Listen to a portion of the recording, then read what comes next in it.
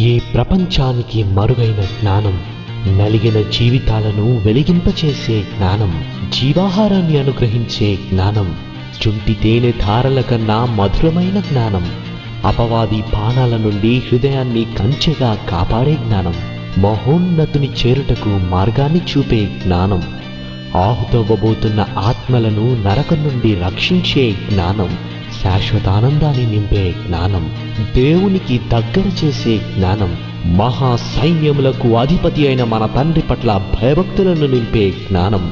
ఈ జ్ఞానాన్ని మీకు అందిస్తున్నవారు ట్రూ విజ్డమ్ మినిస్ట్రీస్.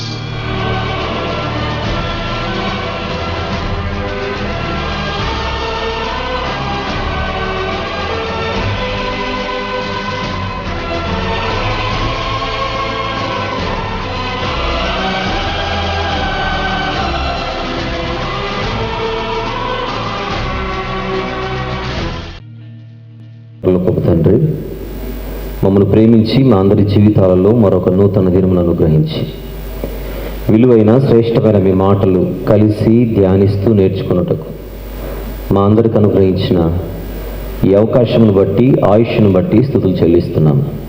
తండ్రి, మీ పాద సన్నిధిలో కూర్చొని మా కొరకు మీరు రాయించిన మాటలు, అందులోని సత్యాలు, అందులో మాకు మీరు నేర్పించాలనుకున్నటువంటి పాఠాలు, తండ్రి, ఈ గ్రంథంలో ఈరోజు నేర్చుకోవడానికి మేము సిద్ధపడి సహాయం చేసి నడిపించమని, మీకు ఇష్టమైన రీతిలో మా ధ్యానం ఉండులాగున సహాయం చేయమని యేసు ప్రభు వారి ప్రశస్తమైన నామంలో ఈ ప్రార్థన సమర్పిస్తున్నాను తండ్రి. ఆమెన్.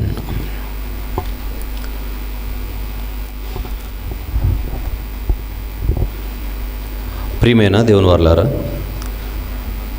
మలాకీ గ్రంథ వివరణ అన్నది ఈ 2 రోజులు మనం చూడబోతున్నది. ఇంతకుముందు నేను ఎన్నో గ్రంథాలు పాత నిబంధనలోనివి, క్రొత్త నిబంధనలో పత్రికలు వివరించడం జరిగింది. అవన్నీ వివరించినప్పుడు ఇష్టముతో వివరించిన సందర్భాలు అవి. ఇంతకుముందు నేను వివరించిన పత్రికలు కానీ, గ్రంథాలు కానీ, భవిష్యత్తులో వివరించబోయే మిగిలిన పుస్తకాలు కానీ, ఇవన్నీ కూడా నేను ఇష్టముతో వివరించినవి, వివరించబోయేవి. కానీ ఈ మలాకి గ్రంథం మాత్రం ఇష్టము మాత్రమే కాక కసితో వివరించబోతున్నాను. ఎందుకు అని మీరు అడగవచ్చు. గత 1.5 సంవత్సర కాలంగా మలాకి గ్రంథం చెబుతున్నాను. ఎక్కడ రికార్డ్ అవ్వట్లేదు. కెమెరా పెట్టిన, ఎక్విప్మెంట్ అంతా ఉన్నా, అది ఎందుకో నాకు తెలియట్లేదు. అన్నీ సిద్ధంగా ఉన్నప్పుడు అడుగుతాను, అంతా సిద్ధమేనా అని. మేమంతా సిద్ధమే, నీ పని నువ్వు చేయి అంటారు. ఆ లెవెల్లో సిగ్నల్ ఇస్తారు కింద ఉన్న పిల్లలు. వాళ్ళ మీద అపారమైన నమ్మకముతో ఎన్నోసార్లు మోసపోయి ఈరోజు మరొక్కసారి మీ ముందు అమాయకంగా కూర్చొని ఉన్నాను. మరొక్కసారి వాళ్ళని నమ్మి, ఈ నమ్మకాన్ని వారు నిలబెడతారో లేకపోతే నన్ను అమ్మేస్తారో నాకు తెలీదు. కనీసం ఈ ప్రయత్నంలోనైనా అందరికీ అందుబాటులోకి వచ్చేలా మలాకి గ్రంథం ఉండులాగున, ఆ రీతిగా ఈ సాంకేతిక పని అంతయు జరుగులాగున జరగాలని అందరూ కోరుకోండి. మనసులో ఇంటికి వెళ్ళిన తర్వాత ప్రార్థన చేయండి. ఇప్పటికీ నాకు నమ్మకం లేదు, భయంతోనే చెబుతున్నాను. ఇది రికార్డ్ అవుతుందన్న గ్యారెంటీ అయితే నాకు లేదు. ఎందుకంటే ఇన్ని షాకులు ఇచ్చింది మలాకి గ్రంథం నాకు. మీరు నమ్మరు. ఈ మధ్య కాలంలో అటు ఇటు తిరగడం వల్ల బాగా అలసిపోయాను నేను అనుకున్నాను 18, 19 మలాకి గ్రంథం వివరణ వివరించాలి కనుక కొంచెం మానసికంగా నేను అలసిపోకుండా ఉండడానికి నిన్నటి దినం, మొన్నటి దినం బాగా రెస్ట్ తీసుకోవాలి అని డిసైడ్ అయిపోయి ముందు నుంచే ప్లాన్ చేసుకుంటూ వచ్చాను. ఎప్పుడూ లేనంత పని గత 2 రోజులు వచ్చింది నాకు. ఎప్పుడూ లేనంత పని.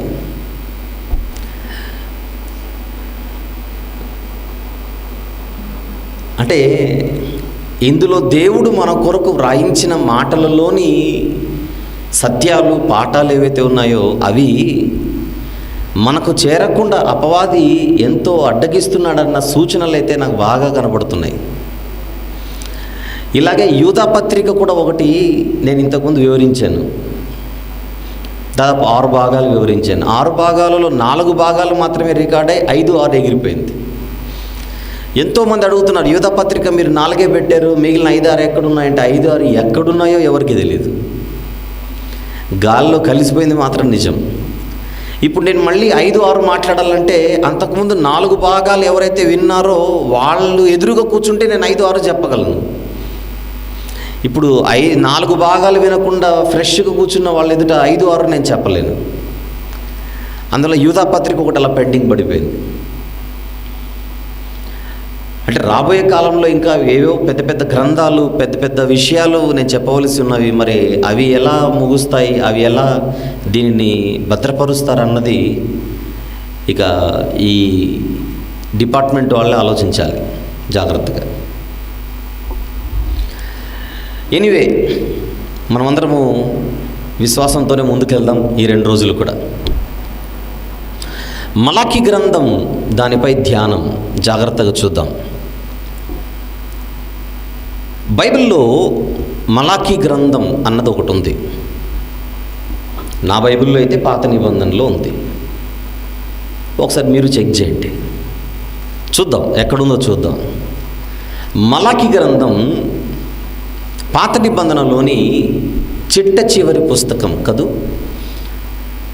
The last book of the old testament, the final book of the old testament. చూద్దాం, తెరిచారు కదా, మలాకి గ్రంథం అనేది ఒకటి ఉంది కదా, ఉంది. ఈ మలాకి గ్రంథంలో మనకు 4 అధ్యాయాలు కనబడుతున్నాయి. 4 అధ్యాయాలు. ఈ మలాకి గ్రంథంకు ఒక ప్రత్యేకత ఉంది. ఒకటి కాదు, కొన్ని ప్రత్యేకతలు ఉన్నాయి. ఆ ప్రత్యేకతలను ముందుగా తెలుసుకొని అసలు మలాకి గ్రంథంపై మనం ఎందుకు ధ్యానం చేయాలో ముందుగా గ్రహించి మనం గ్రంథంలోనికి ప్రవేశిద్దాం. మలాకి గ్రంథం యొక్క ప్రత్యేకత ఏంటంటే, మొట్టమొదటిగా అది పాత నిబంధనలోని చివరి పుస్తకం. అది ముందుగా అలా ఫిక్స్ అయిపోండి. ఇక రెండవది, దాదాపుగా అత్యంత ప్రాముఖ్యమైన విషయం, అత్యంత ప్రాముఖ్యమైన కారణం, ప్రత్యేకత మలాకి గ్రంథానికి ఏంటంటే, దేవుడు క్రొత్త నిబంధన కంటే ముందు తన ప్రజలకు ఏదైతే చెప్పాలనుకున్నాడో ఆదాము నుంచి ఆయన చెప్పుకుంటూనే వస్తున్నాడు దేవుడు చాలా విషయాలు. ప్రతి మాట జాగ్రత్తగా విందాం. మొదటి మానవుని నుంచి దేవుడు ఎన్నో విషయాలు చెప్పుకుంటూ వస్తున్నాడు. ఎంతోమంది ప్రవక్తల నోట జరగబోయే సంగతులను ఆయన పలికించాడు. రాబోతున్నటువంటి యేసుప్రభు వారి గురించి పాత నిబంధనలో ఎంతోమంది ప్రవక్తలు, ఎంతోమందే కాదు, సమస్త ప్రవక్తలు ఆయన గురించి మాట్లాడడం జరిగింది. అయితే క్రొత్త నిబంధన కంటే ముందు దేవుడు తన ప్రజలకు ఏదైతే చెప్పాలనుకున్నాడో, ఇక ఫైనల్గా, ఇక చివరిగా ఆయన చెప్పాలనుకున్నది చెప్పి సైలెంట్ అయిపోయింది మలాకి గ్రంథంతో. ఇక మలాకి గ్రంథం తర్వాత 400 సంవత్సరాల పాటు దేవుడు సైలెంట్ అయిపోయాడు. మలాకి గారి తర్వాత 400 సంవత్సరాల పాటు ఇక దేవుడు ఏ ప్రవక్త నోట కూడా ఏ మాట పలికించలేదు.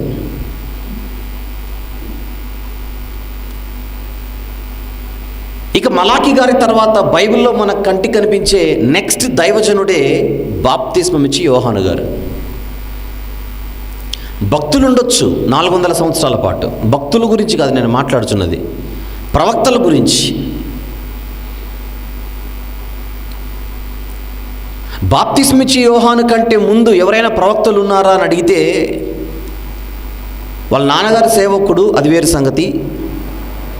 నేను పాత నిబంధన గురించి మాట్లాడితే ఇక మలాకీ గారే ద ఫైనల్ ప్రాఫిట్.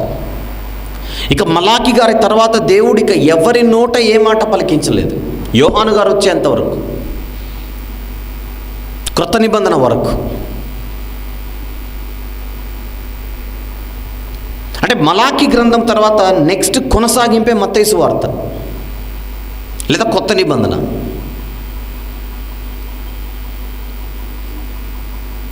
సాధారణంగా చివరి పలుకులకు చాలా ప్రాముఖ్యత ఉంటుంది.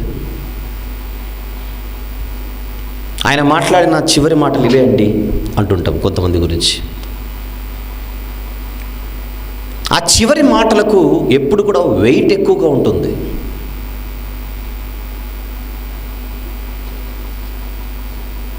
అందువలన దేవుడు ఏదైతే చెప్పి ఇక సైలెంట్ అయిపోవాలనుకున్నాడో ఆ విషయాలు చెప్పి ఆయన సైలెంట్ అయిపోయిందే ఈ మలాకీ గ్రంథం తర్వాత. రెండు కారణాలు చెప్పాను. ఒకటి, మలాకీ గ్రంథం అన్నది పాత నిబంధనలోని చివరి పుస్తకం, మలాకీ గారు చివరి ప్రవక్త. ఇది రెండు విషయాలు. ఇక మూడు ఇప్పుడు చెప్పినది క్రొత్త నిబంధన కంటే ముందు దేవుడు చెప్పాలనుకున్న విషయాలు చెప్పి ముగించింది ఈ గ్రంథములోనే. అది ఫైనల్. ఇకపోతే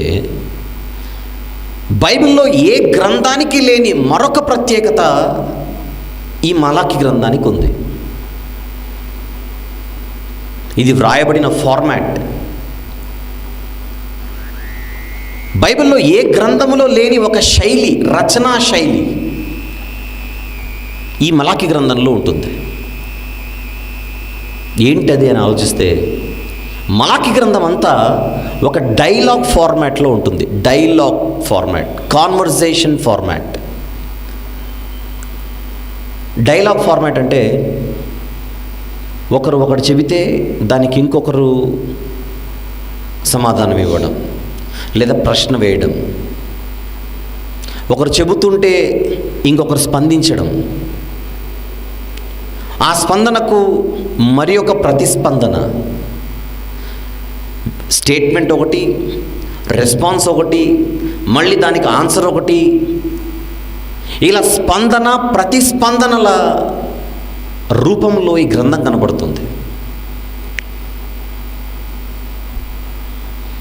ఇది ఒక డైలాగ్ ఫార్మాట్లో ఉంటుంది. చదువుకుంటున్న పిల్లలకి కాన్వర్జేషన్స్ అనేవి ఉంటాయి. కాన్వర్జేషన్స్ ఎలా ఉంటాయి? కాన్వర్జేషన్ స్టైల్ ఎలా ఉంటుంది? ఒక వ్యక్తి ఒక విషయం చెబితే దాని కింద ఇంకొక వ్యక్తి దానికి ఆన్సర్ చేయడం, మళ్ళీ ఒక వ్యక్తి ఇంకొకటి ఆన్సర్ చేయడం. అలా ఇద్దరు మాట్లాడుకుంటే ఎలా ఉంటుంది? ఇద్దరు మాట్లాడుకుంటూ ఉంటే దాన్ని రాస్తే ఎలా ఉంటుంది? అలా ఉంటుంది ఈ గ్రంథం.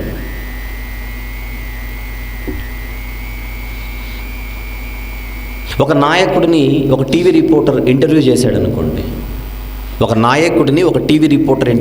అనుకోండి. ఆ ఇంటర్వ్యూ అంతటిని పేపర్లో రాస్తే, ముద్రిస్తే ఎలా ఉంటుంది ఆ ఫార్మాట్ ఒకసారి ఊహించుకోండి. రిపోర్టర్, ఏమండి బాగున్నారా అని అడిగాడు నాయకుడిని. వెంటనే కింద నాయకుడు, అతని పేరు, నేను బాగున్నాను, మీరు ఎలా ఉన్నారు.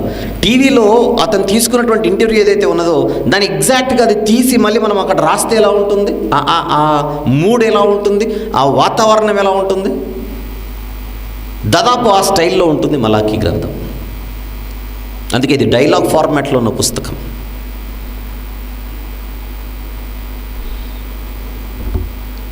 ఇకపోతే ఈ మలాకీ గ్రంథంలో ఎవరి మధ్య కాన్వర్జేషన్ జరుగుతూ ఉంటుంది అని మనం ఆలోచిస్తే, ప్రజలకు దేవునికి మధ్య సంభాషణ జరుగుతూ ఉంటుంది, ప్రశ్నోత్తరాలు జరుగుతూ ఉంటాయి. ఇది క్వశ్చన్ అండ్ ఆన్సరింగ్ ఫార్మాట్లో ఉన్న పుస్తకం. ఇది ఎలా ఉంటుందంటే, దేవుడు ఒక విషయం చెబుతాడు, దానికి ప్రజలు ప్రశ్న వేస్తారు, వాళ్ళు వేసిన ప్రశ్నకు దేవుడు మళ్ళీ జవాబిస్తాడు. ఇలా ప్రశ్నోత్తరాల, క్వశ్చన్స్ అండ్ ఆన్సర్స్ అన్న ఫార్మాట్లో ఈ గ్రంథం ఉంటుంది. ఈ గ్రంథం మనం చదువుతూ ఈరోజు రేపు వెళ్తాం కనుక ఇందులో ఎన్నో ప్రశ్నలు దేవునికి ఎదురవుతుంటాయి. ఎదురవుతున్న ప్రశ్నలకు దేవుడు జవాబు చెబుతూ ఉంటాడు. వాళ్ళు వేసిన ప్రశ్నలు ఏంటి, వాళ్ళు ఎందుకు వేశారు, దానికి దేవుడు ఎలా జవాబు ఇచ్చాడు, ఆ జవాబులోని పాఠం ఏంటి. ఇలా మిగిలిన గ్రంథాలతో పోలిస్తే మలాకి గ్రంథం అన్నది ఒక విభిన్న శైలిలో ఉండడం అన్నది మలాకి గ్రంథములోని మరొక ప్రత్యేకత.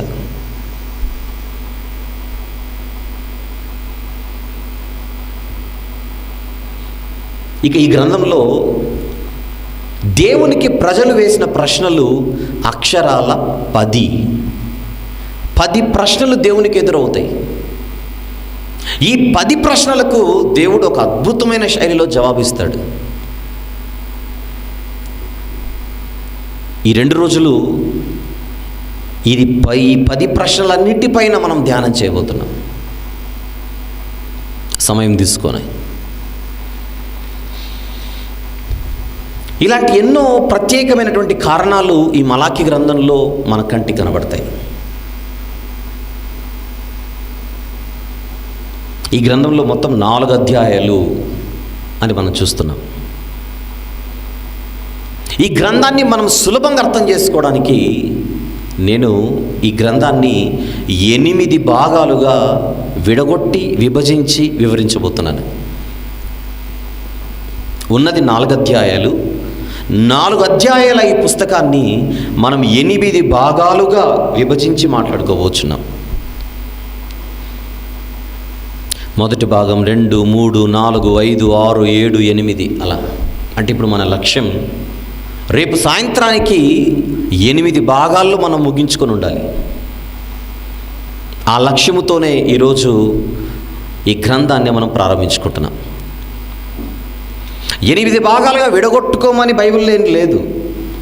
అందులో ఉన్న మ్యాటర్ని బట్టి, అందులో ఉన్నటువంటి విషయాన్ని బట్టి వాటిని ఈ గ్రంథాన్ని ఇలా డివైడ్ చేస్తున్నాను. ఈ 8 భాగాలలో మొదటి భాగమే పరిచయ భాగం, ఇంట్రొడక్షన్. ఈ పరిచయ భాగముతో కలిపితే 8 భాగాలు, పరిచయ భాగాన్ని పక్కన పెడితే 7 భాగాలు. ముందుగా మనం గ్రంథములోనికి ప్రవేశించాలంటే ఈ పరిచయం మనకు బాగా అర్థం కావాలి. ఇక ప్రారంభిద్దాం. పరిచయం, the first part of the book. ఈ గ్రంథానికి మొదటి భాగంగా పరిచయ భాగాన్ని మనం జాగ్రత్తగా మాట్లాడుకుందాం. ఈ పరిచయంలో 3 ప్రశ్నలు వేస్తున్నాను.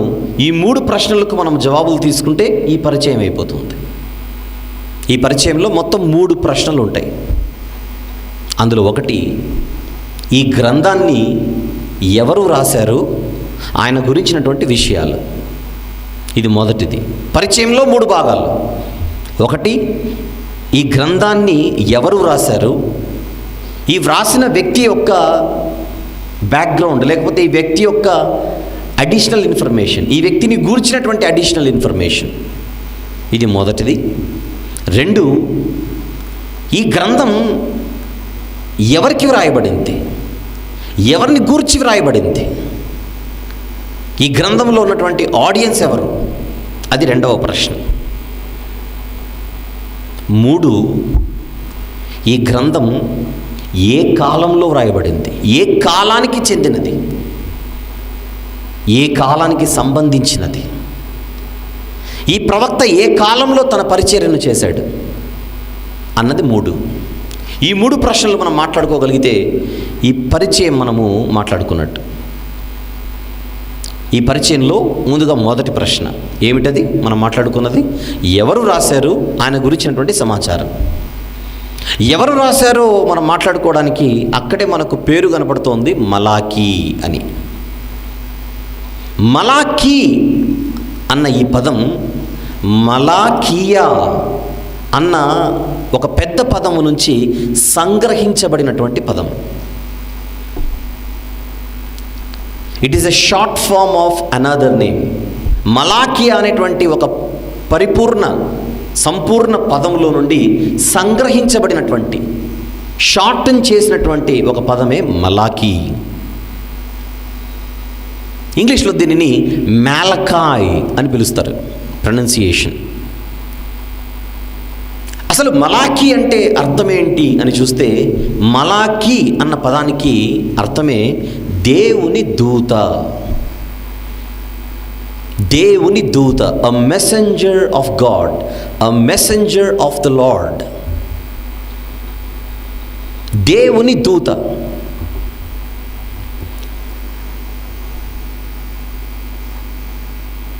మలాకి అంటే దేవుని దూత అన్న పదం బాగానే ఉంది. ఆయన తల్లిదండ్రులు మలాకి అని పేరు పెట్టారు. దేవుని దూత అని పేరు అని అర్థమిచ్చే పేరును తల్లిదండ్రులు పెట్టారు ఆయనకి.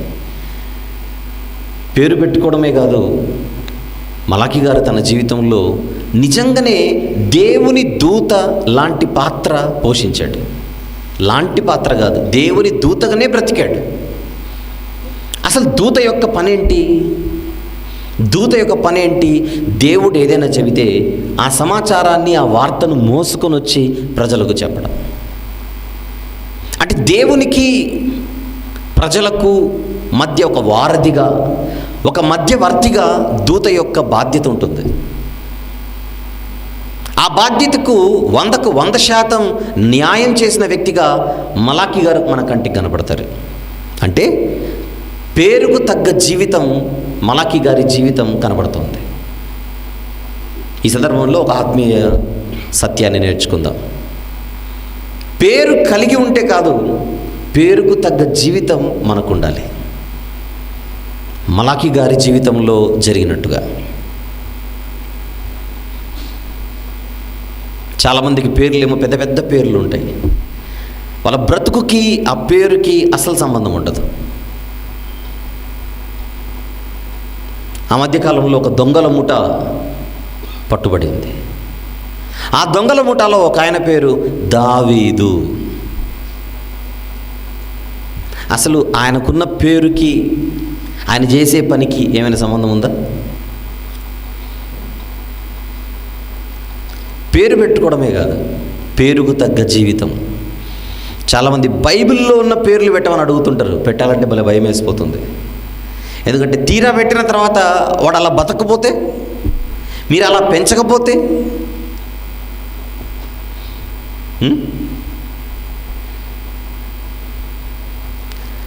పేరుకు తగ్గ జీవితం. మలాకి గారి జీవితంలో ఆయన పేరుకు తగ్గ జీవితం కలిగిన వాడుగా మనం చూడగలుగుతున్నాం.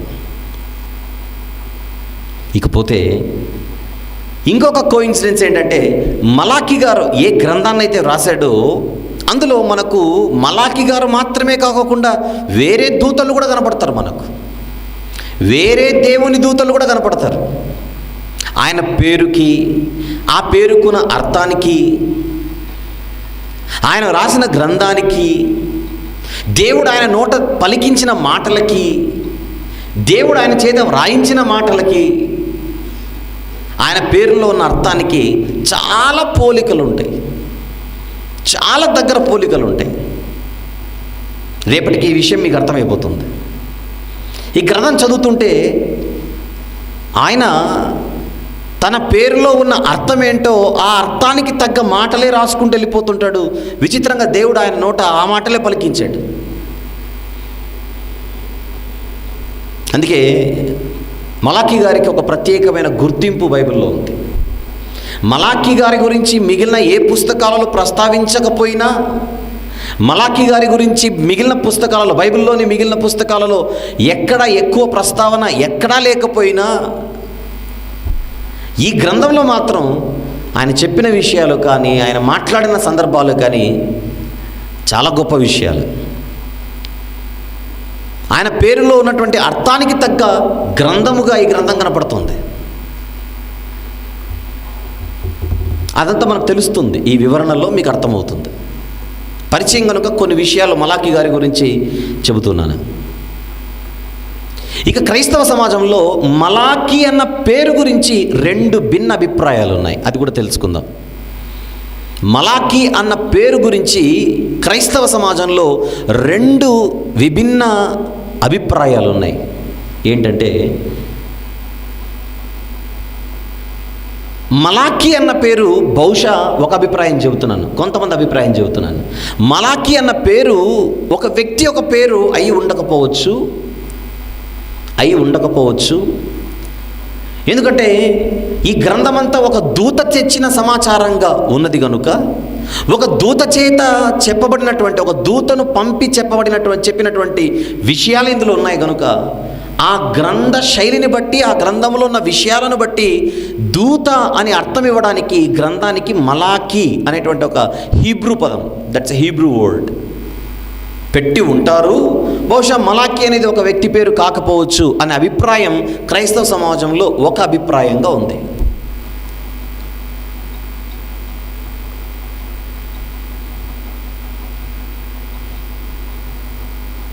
దట్టు ప్రాచీన గ్రంథాలలో ఈ గ్రంథానికి మలాకి అని కాకుండా మై మెసెంజర్, నా దూత అన్న పేర్లు కూడా కొన్ని గ్రంథాలలో ఉండడం చేత అయితే ప్రవక్తల గ్రంథాలుగా పిలువబడుతున్నటువంటి మిగిలిన గ్రంథాలు, యెషయా గ్రంథం కానీ, ఇర్మియా గ్రంథం కానీ, యెహెజ్కేలు గ్రంథం కానీ, దానియేలు గ్రంథం కానీ, ఆమోసు, హోషేయ, యోవేలు, ఓబద్య, యోనా, మీకా, నహూము, హబక్కూక్, హగ్గై, జకర్యా, ఈ గ్రంథాలు ఏవైతే ఉన్నాయో ప్రవక్తల గ్రంథాలు, ఆ గ్రంథాలన్నిటికీ ఉన్నటువంటి పేర్లు వ్యక్తుల పేర్లే అవడం చేత యెషయా ఒక వ్యక్తి పేరు, ఇర్మియా ఒక వ్యక్తి పేరు, ఈ ప్రవక్తల పేర్లే గ్రంథాలకు ఉండడం చేత ఇంతమంది గ్రంథాలకు వాళ్ళ పేర్లే ఉన్నప్పుడు, యెషయా గ్రంథం, ఇర్మియా గ్రంథం అన్నప్పుడు ఆ యెషయా అనేటువంటి పేరు ఒక వ్యక్తిది అయినప్పుడు, అవన్నీ ప్రాపర్ నౌన్స్ అయినప్పుడు మలాకి గ్రంథం కూడా ఖచ్చితంగా ఒక వ్యక్తి పేరే అయి ఉంటుంది అని చెబుతూ మొదటి అభిప్రాయాన్ని కొట్టివేస్తూ, మలాకి అనేది గ్రంథ శైలిని బట్టి పెట్టినటువంటి పేరు కాదు, మలాకి అన్నది నిజంగా ఒక వ్యక్తి పేరే అనే అభిప్రాయమే ఎక్కువ శాతం నమ్ముతున్న విషయం. పైపెచ్చు మొదటి అధ్యాయం మొదటి వచనంలో ఇశ్రాయేలీయులను గురించి మలాకి ద్వారా పలుకబడిన యెహోవా వాక్కు అన్న స్టేట్మెంట్లో మలాకి అనే ఒక పేరును ఒక వ్యక్తికి ఉన్న పేరుగా అక్కడ ప్రజెంట్ చేయడం చేత ఖచ్చితంగా it is a name of a person, so it is a proper noun, proper name, ఇది ఒక వ్యక్తి పేరే అని ఎక్కువ శాతం మద్దతు ఇస్తున్నారు కనుక మలాకి అనేది ఒక వ్యక్తి ఒక పేరే అని అనుకోవడానికే ఆస్కారము, అవకాశము ఎక్కువగా ఉంది అని మనం భావిద్దాం. ఇది పరిచయంలోని మొదటి ప్రశ్నకు జవాబు. ఏమిటి మొదటి ప్రశ్న పరిచయంలో? ఎవరు రాశారు, ఆయన గురించినటువంటి అదనపు సమాచారం, అడిషనల్ ఇన్ఫర్మేషన్. ఇక రెండవది మనం మాట్లాడుకోవాల్సింది పరిచయంలో, ఇది ఎవరికి రాశారు, ఈ పత్రిక ఎవరికి వ్రాయబడింది. ఎవరికి వ్రాయబడిందో తెలియాలంటే ఒకసారి మొదటి వచనం చూద్దాం. మొదటి అధ్యాయం మొదటి వచనం. ఇది ఇశ్రాయేలీయులను గూర్చి వ్రాయబడినటువంటి గ్రంథం, ఇశ్రాయేలీయులను గూర్చి చెప్పబడినటువంటి గ్రంథం. ఇంత సింపుల్గా ఉంది, మళ్ళీ దీనికి ఒక ప్రశ్న ఏంటి అని అనుకోకూడదు. మనం ఇశ్రాయేలీయులను గూర్చి అని మనం తెలుసుకున్నంత మాత్రాన విషయం అర్థం కాదు. ఇశ్రాయేలీయులను గూర్చి అనగానే వెంటనే వేయవలసిన రెండవ ప్రశ్నే, ఏ ఇశ్రాయేలీయులను గురించి, ఎవరి ఇశ్రాయేలీయులు అన్న ప్రశ్న ఇక్కడ ముఖ్యం. ఎందుకంటే పాత నిబంధనలో ఇశ్రాయేలీల ప్రస్తావన ఉన్నది అనేది సత్యం. అయితే పాత నిబంధనలో ఇశ్రాయేలీలు ఎదుర్కొన్న పరిస్థితులను బట్టి, ఇశ్రాయేలీలు కొనసాగిన వారి ప్రయాణ సందర్భాలను బట్టి, వారు ఎదుర్కొన్నటువంటి సమస్యలను బట్టి, వారు ఉన్న స్థితిగతులను బట్టి ఇశ్రాయేలీలను 3 కాలాలలో ఉన్నటువంటి వారుగా వారిని విభజించాలి. అప్పుడే మన గ్రంథం అర్థమవుతుంది. పాత నిబంధనలు ఇశ్రాయేలీలను వారు ఎదుర్కొన్న పరిస్థితులను బట్టి, వారు జీవించిన స్థితిని బట్టి 3 కాలాలలో వారిని విడగొట్టి చూడాలి. అందులో ఒకటి ఇశ్రాయేలీలు అనగానే అష్షూరు బబులోను చెరలలోనికి వెళ్ళకముందున్న ఇశ్రాయేలీలు, అది ఒక కాలంలో ఉన్నవాళ్ళు. ఇది మొదటి గ్రూప్ అనుకోండి. ఎందుకంటే క్రీస్తుపూర్వం 722లో 10 గోత్రాల వారైన ఇశ్రాయేలీలు అష్షూరు చెరలోనికి వెళ్ళిపోయారు. క్రీస్తుపూర్వం 586లో 2 గోత్రాల వారు యూదులు, బెన్యామీనీలు, యూదులుగా పిలువబడుచున్న వాళ్ళు బబులోను చెరలోనికి వెళ్ళిపోయారు. ఇశ్రాయేలీలు అనగానే అష్షూరు చెర, బబులోను చెర, ఈ 2 చెరల కంటే ముందున్నటువంటి ఇశ్రాయేలీలు. కొన్ని సందర్భాలలో ఎవరి గురించి, ఈ యూదుల గురించి చెబుతున్నప్పుడు, ఇశ్రాయేల్ గురించి చెబుతున్నప్పుడు ఈ చెర యొక్క కాలాన్ని పట్టి వారిని విడగొడుతుంటారు. ఈరోజు కూడా మనము క్రీస్తు శకం, క్రీస్తు పూర్వం అని మాట్లాడుతూ ఉంటాం. అంతేనా? అలెగ్జాండర్ ఏ కాలానికి చెందినవాడు? క్రీస్తు పూర్వం అని మాట్లాడతాం వెంటనే మనం కదా. బ్రిటిష్ వాళ్ళ పరిపాలన ఎప్పుడు జరిగింది? క్రీస్తు శకం అని మాట్లాడతాం మనం. కాలాన్ని బట్టి మనుషుల గురించి మనం మాట్లాడుకునే అలవాటు. మత్తయి సువార్త 1వ అధ్యాయంలో కూడా కాల ప్రస్తావన మన కంటికి కనపడుతుంది. చూద్దాం. కాల ప్రస్తావన మత్తయి సువార్త 1వ అధ్యాయము 12వ వచనం మనం చూడగలిగితే, బబులోనుకు కొనిపోబడిన తరువాత కాలం చెప్తున్నాడు చూడండి. అక్కడ బబులోనికి కొనిపోబడక ముందు పైనున్నవి అర్థం చేసుకుంటున్నారా? అబ్రహాం ఇస్సాకును కనెను, ఇస్సాకు యాకోబును కనెను. 2వ వచనం నుండి 11వ వచనం వరకు ఏదైతే ఉన్నదో ఇదంతా ఎప్పుడు జరిగింది? పోనీ 11వ వచనం చూద్దాం ఒకసారి. 11, యూదులు బబులోనుకు కొనిపోబడిన కాలములో యోషియా యెకొన్యాను అతని సహోదరులను కనెను. అంటే కొనిపోబడక ముందున్న చరిత్ర 10వ వచనం వరకు, కొనిపోబడిన తర్వాత జరుగుతున్న చరిత్ర మరొకటి మన కంటికి కనపడుతుంది. అర్థం చేసుకుంటున్నాం? కాలాన్ని విడగొడుతున్నాడు అక్కడ. బబులోనికి వెళ్ళక ముందున్న చరిత్రలో ఏం జరిగింది, బబులోనికి వెళ్ళిన తర్వాత ఏం జరిగింది, బబులోన్ నుంచి తిరిగి వచ్చిన తర్వాత ఏం జరిగింది అన్న ప్రశ్నలు మనం వేస్తూ కొన్ని సందర్భాలలో మనం చదవాలి. కొన్ని సందర్భాలలో ఈ ప్రశ్నలు చాలా ముఖ్యం.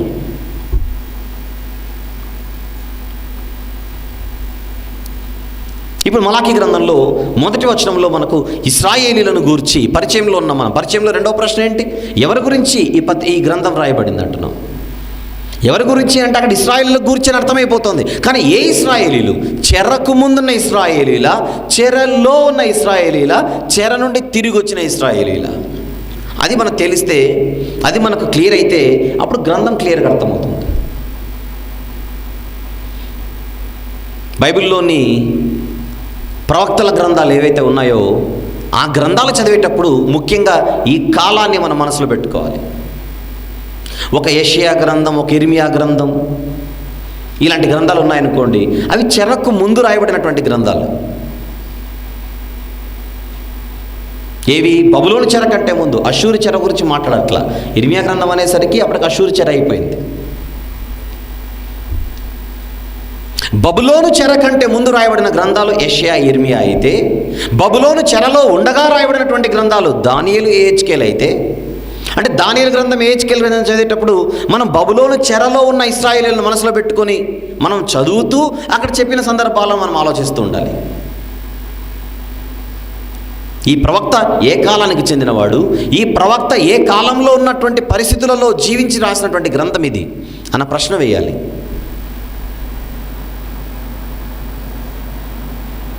ఇక చెర నుండి తిరిగి వచ్చిన తర్వాత కూడా ప్రవక్తలు గ్రంథాలు రాశారు. అవి 5.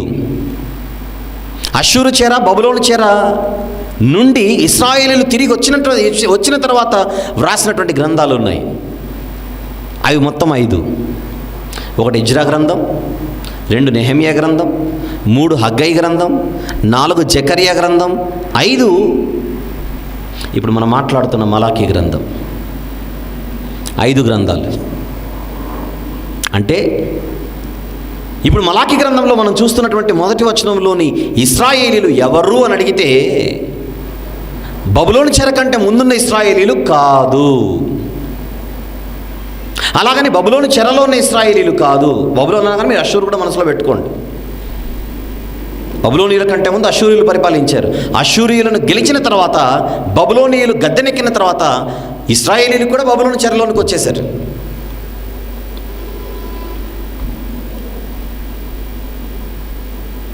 రైట్? అంటే ఇప్పుడు ఇశ్రాయేలీలు అని అనగానే మనకు ఎవరు గుర్తుకు రావాలి ఇక్కడ? అష్షూరు బబులోను చెర కంటే ముందున్న ఇశ్రాయేలీలు కాదు వీళ్ళు. 1వ వచనం. పోనీ అష్షూరు బబులోను చెరలో ఉన్న ఇశ్రాయేలీలు కాదు వీళ్ళు. 2వ గ్రూప్లో ఉన్న వాళ్ళు కూడా కాదు. అష్షూరు బబులోను చెరలో నుండి తిరిగి వచ్చిన తర్వాత ఈ పాలస్తీనా దేశంలో బ్రతుకుచున్న ఇశ్రాయేలీలు. పోతే చెరకు వెళ్ళక ముందు సొలొమోను కుమారుడు రెహబాము నుండి బబులోను చెరలోకి వెళ్ళిపోయేంత వరకు, యూదులు బబులోను చెరలోకి వెళ్ళిపోయేంత వరకు మనము ఇశ్రాయేలీలు, యూదులు అనగానే ఇద్దరిని వేరువేరుగా చూస్తాం. అహాబు అన్న పేరు కనపడింది అనుకోండి, ఇతను యూదుల రాజా, ఇశ్రాయేలీల రాజా? ఇశ్రాయేలీల రాజు. యెహోషాపాతు అన్నదనుకోండి, ఇశ్రాయేలీల రాజు కాదు, ఈయన యూదుల రాజు, యూదా రాజు. సొలొమోను అనున్నాడు అనుకోండి, సొలొమోను అనగానే యూదుల రాజా, ఇశ్రాయేలీల రాజా? సొలొమోను కాలానికి యూదులు, ఇశ్రాయేలు వేరువేరు అవ్వలేదు. అందువల్ల ఇశ్రాయేల్ 12 గోత్రాల వారు. సౌలు, దావీదు, సొలొమోను ఈ ముగ్గురు 12 గోత్రాల వారిని పరిపాలించిన రాజులు. రెహబాము సొలొమోను తర్వాత వచ్చిన రాజు రెహబాము కొద్ది కాలం 12 గోత్రాల వారిని పరిపాలించాడు. తర్వాత కేవలం యూదులను మాత్రమే పరిపాలించాడు. అతని కాలంలోనే రాజ్యం డివైడ్ అయింది కనుక. ఇక అక్కడి నుంచి వచ్చినటువంటి రాజులు ఎవరైతే ఉన్నారో, యెరోబాము కానీ, ఇటు రెహబాము కానీ, యెహోషాపాతు కానీ, అటు అహాబు కానీ, ఒమ్రీ, జిమ్రీ, అహాబు ఇలాంటి వాళ్ళందరూ కనపడినప్పుడు వీళ్ళని యూదులకు రాజులుగా మనం ఊహించుకోకూడదు. వాళ్ళందరూ ఇశ్రాయేలీల రాజులు. హిజ్కియా, మనషే, ఆమోను, యోషియా, యెహోయాహాజు, యెహోయాకీను, సిద్కియా ఇలాంటి పేర్లు కనపడగానే వీళ్ళు మొత్తం 12 గోత్రాలు పరిపాలించిన వాళ్ళు కాదు, కేవలం యూదులను మాత్రమే పరిపాలించిన వాళ్ళు. యూదులు, బెన్యామీనీయులు 2 గోత్రాలను పరిపాలించిన వారు.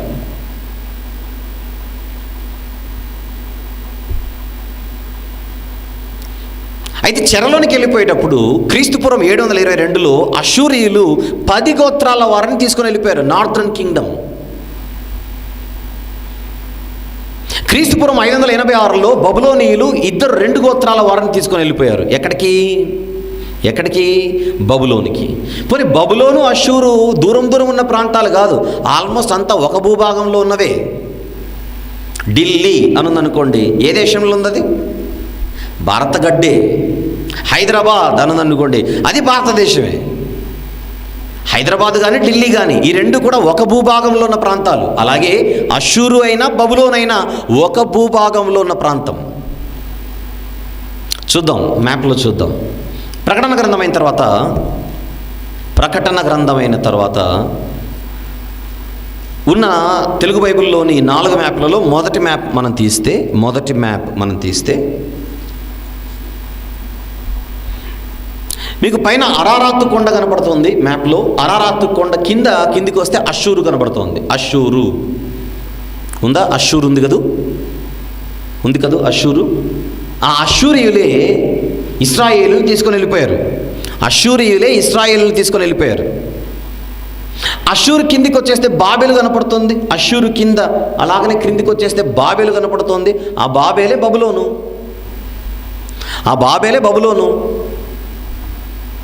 ఇక్కడున్నటువంటి బబులోనీయులు యూదులను తీసుకొని వెళ్ళిపోయారు. ఇక్కడున్న బబులోనీయులు యూదులను తీసుకొని వెళ్ళేటప్పటికీ ఆల్రెడీ అష్షూరీయులు ఇశ్రాయేలుని తీసుకొని వెళ్ళి అదే ప్రాంతాలలో పెట్టారు. అయితే అష్షూరీయుల బలం తగ్గిపోయిన తర్వాత బబులోనీయులు పుంజుకొని అష్షూరును జయించి అష్షూరు ప్రాంతాన్ని కూడా వాళ్ళు చేజిక్కించుకున్నారు. ఎప్పుడైతే అష్షూరు ప్రాంతాన్ని వాళ్ళు చేజిక్కించుకున్నారో అష్షూరీయుల చెరలో ఉన్న వాళ్ళందరూ కూడా వీళ్ళకు దాసులైపోయారు, వీళ్ళకు బానిసలైపోయారు, వీళ్ళ చేతి కిందకి వచ్చేసారు. అంటే ఇప్పుడు మీకు ఏమర్థం కావాలి? 10 గోత్రాలు ఇశ్రాయేలీలను తీసుకొని వెళ్ళిపోయిన అష్షూరీయులు ఎవరైతే ఉన్నారో వాళ్ళు బలహీనపడి బబులోనీయుల చేతిలో ఓడిపోయేసరికి ఆ 10 గోత్రాల వారు, అష్షూరు చేతిలో అంతవరకు ఉన్నటువంటి 10 గోత్రాల వారు కాస్త బబులోనీయుల చేతి కిందకి వచ్చేసారు. ఇప్పుడు బబులోనీయుల చెరలో ఎవరున్నట్టు? కేవలం యూదులు మాత్రమే కాదు, 10 గోత్రాల వారు కూడా వీళ్ళ దగ్గరకు వచ్చేసరికి ఇప్పుడు మళ్ళీ కొత్తగా 12 గోత్రాల వారు ఒకరి చెర కిందికే వచ్చేసారు. ఎవరి చెర అది? బబులోను చెర. ఈ బబులోనీయులు కూడా బలహీనమైపోయారు. మళ్ళీ బబులోనీయులు కూడా పడిపోయారు. అది దేవుడు ముందే చెప్పాడు దానియేలు గారికి. నెబుకద్నెజరుకు, బబులోను రాజు నెబుకద్నెజరుకి స్వప్నం వస్తే ఆ స్వప్న భావాన్ని దానియేలు గారు విడగొట్టాడు కదా. ఒక ప్రతిమ, దాని శిరస్సు బంగారం, దాని కింది భాగం వెండి, దాని క్రింది భాగం ఇత్తడి, దాని క్రింది భాగం ఇనుము. బంగారం అంటే బబులోనీయులు, వెండి అంటే మాదీయ పారసీకులు, ఇత్తడి అంటే గ్రీకులు, ఇనుము అంటే రోమీయులు. బబులోనీయులు పతనమయ్యే సమయానికి ఇంకా 12 గోత్రాల వారు వీళ్ళ చెరలోనే ఉన్నారు. అష్షూరీయులను బబులోనీయులు ఓడగొట్టినట్టుగా బబులోనీయులను మాదీయ పారసీకులు ఓడించారు. ఎప్పుడైతే మాదీయ పారసీకులు బలవంతులై బబులోనీయులను ఓడించారో ఇప్పుడు ఆటోమేటిక్గా షిఫ్ట్ అయిపోయారు బానిసలు. ఎవరి చేతి కిందకి వచ్చేసారు? ఇప్పుడు మాదీయ పారసీకుల చేతి కిందకి వచ్చేసారు. అంటే పాలన మారుతోంది, బానిసలు మాత్రం వాళ్ళే కామన్. ఇప్పుడు 12 గోత్రాల వారు ఎవరి చెరలోకి వచ్చేసారు? మాదీయ పారసీకుల చెరలోనికి వచ్చేసారు. ఈ మాదీయ పారసీకులలో మళ్ళీ మాదీలు కూడా పడిపోయారు. మాదీలు కూడా పడిపోయి పారసీకులు పుంజుకున్నారు. పారసీకులలో మొట్టమొదటి రాజే కోరెషు, సైరస్ ద గ్రేట్ అని అంటాం. ఇతను పారసీకులకు జాతిపిత. మనం మహాత్మా గాంధీ గారి జాతిపిత అంటాం కదూ, పారసీకులకు ఈ రోజుటికి కోరెషే జాతిపిత. ఈరోజు ప్రపంచ పటంలో పారసీకం అంటే ఇరాన్ దేశం. ఈ కోరెషును దేవుడు ప్రేరేపించి యెరూషలేములో నా దేవాలయాన్ని కట్టడానికి నా ప్రజలు ఎవరైతే నీ కింద బతుకుతున్నారో, ఎవరు? ఇశ్రాయేలీలు అండ్ యూదులు, వాళ్ళను పంపించాలి అని ప్రేరేపించాడు. అలా ప్రేరేపించినప్పుడు, ఈ పాయింట్ కోసమే వస్తున్నాను ఇప్పుడు, అలా ప్రేరేపించినప్పుడు కోరెషు దేవుని ప్రజలుగా పిలువబడుతున్న ఇశ్రాయేలీలు ఎవరైతే ఉన్నారో, ఇశ్రాయేలీలు అనగానే ఇప్పుడు మీరేమనుకోవాలి? 10 గోత్రాల వారు కాదు, ఇక 12 గోత్రాల వారు కలిసిపోయారు కదా, ఇప్పుడు మిక్స్ అయిపోయారు.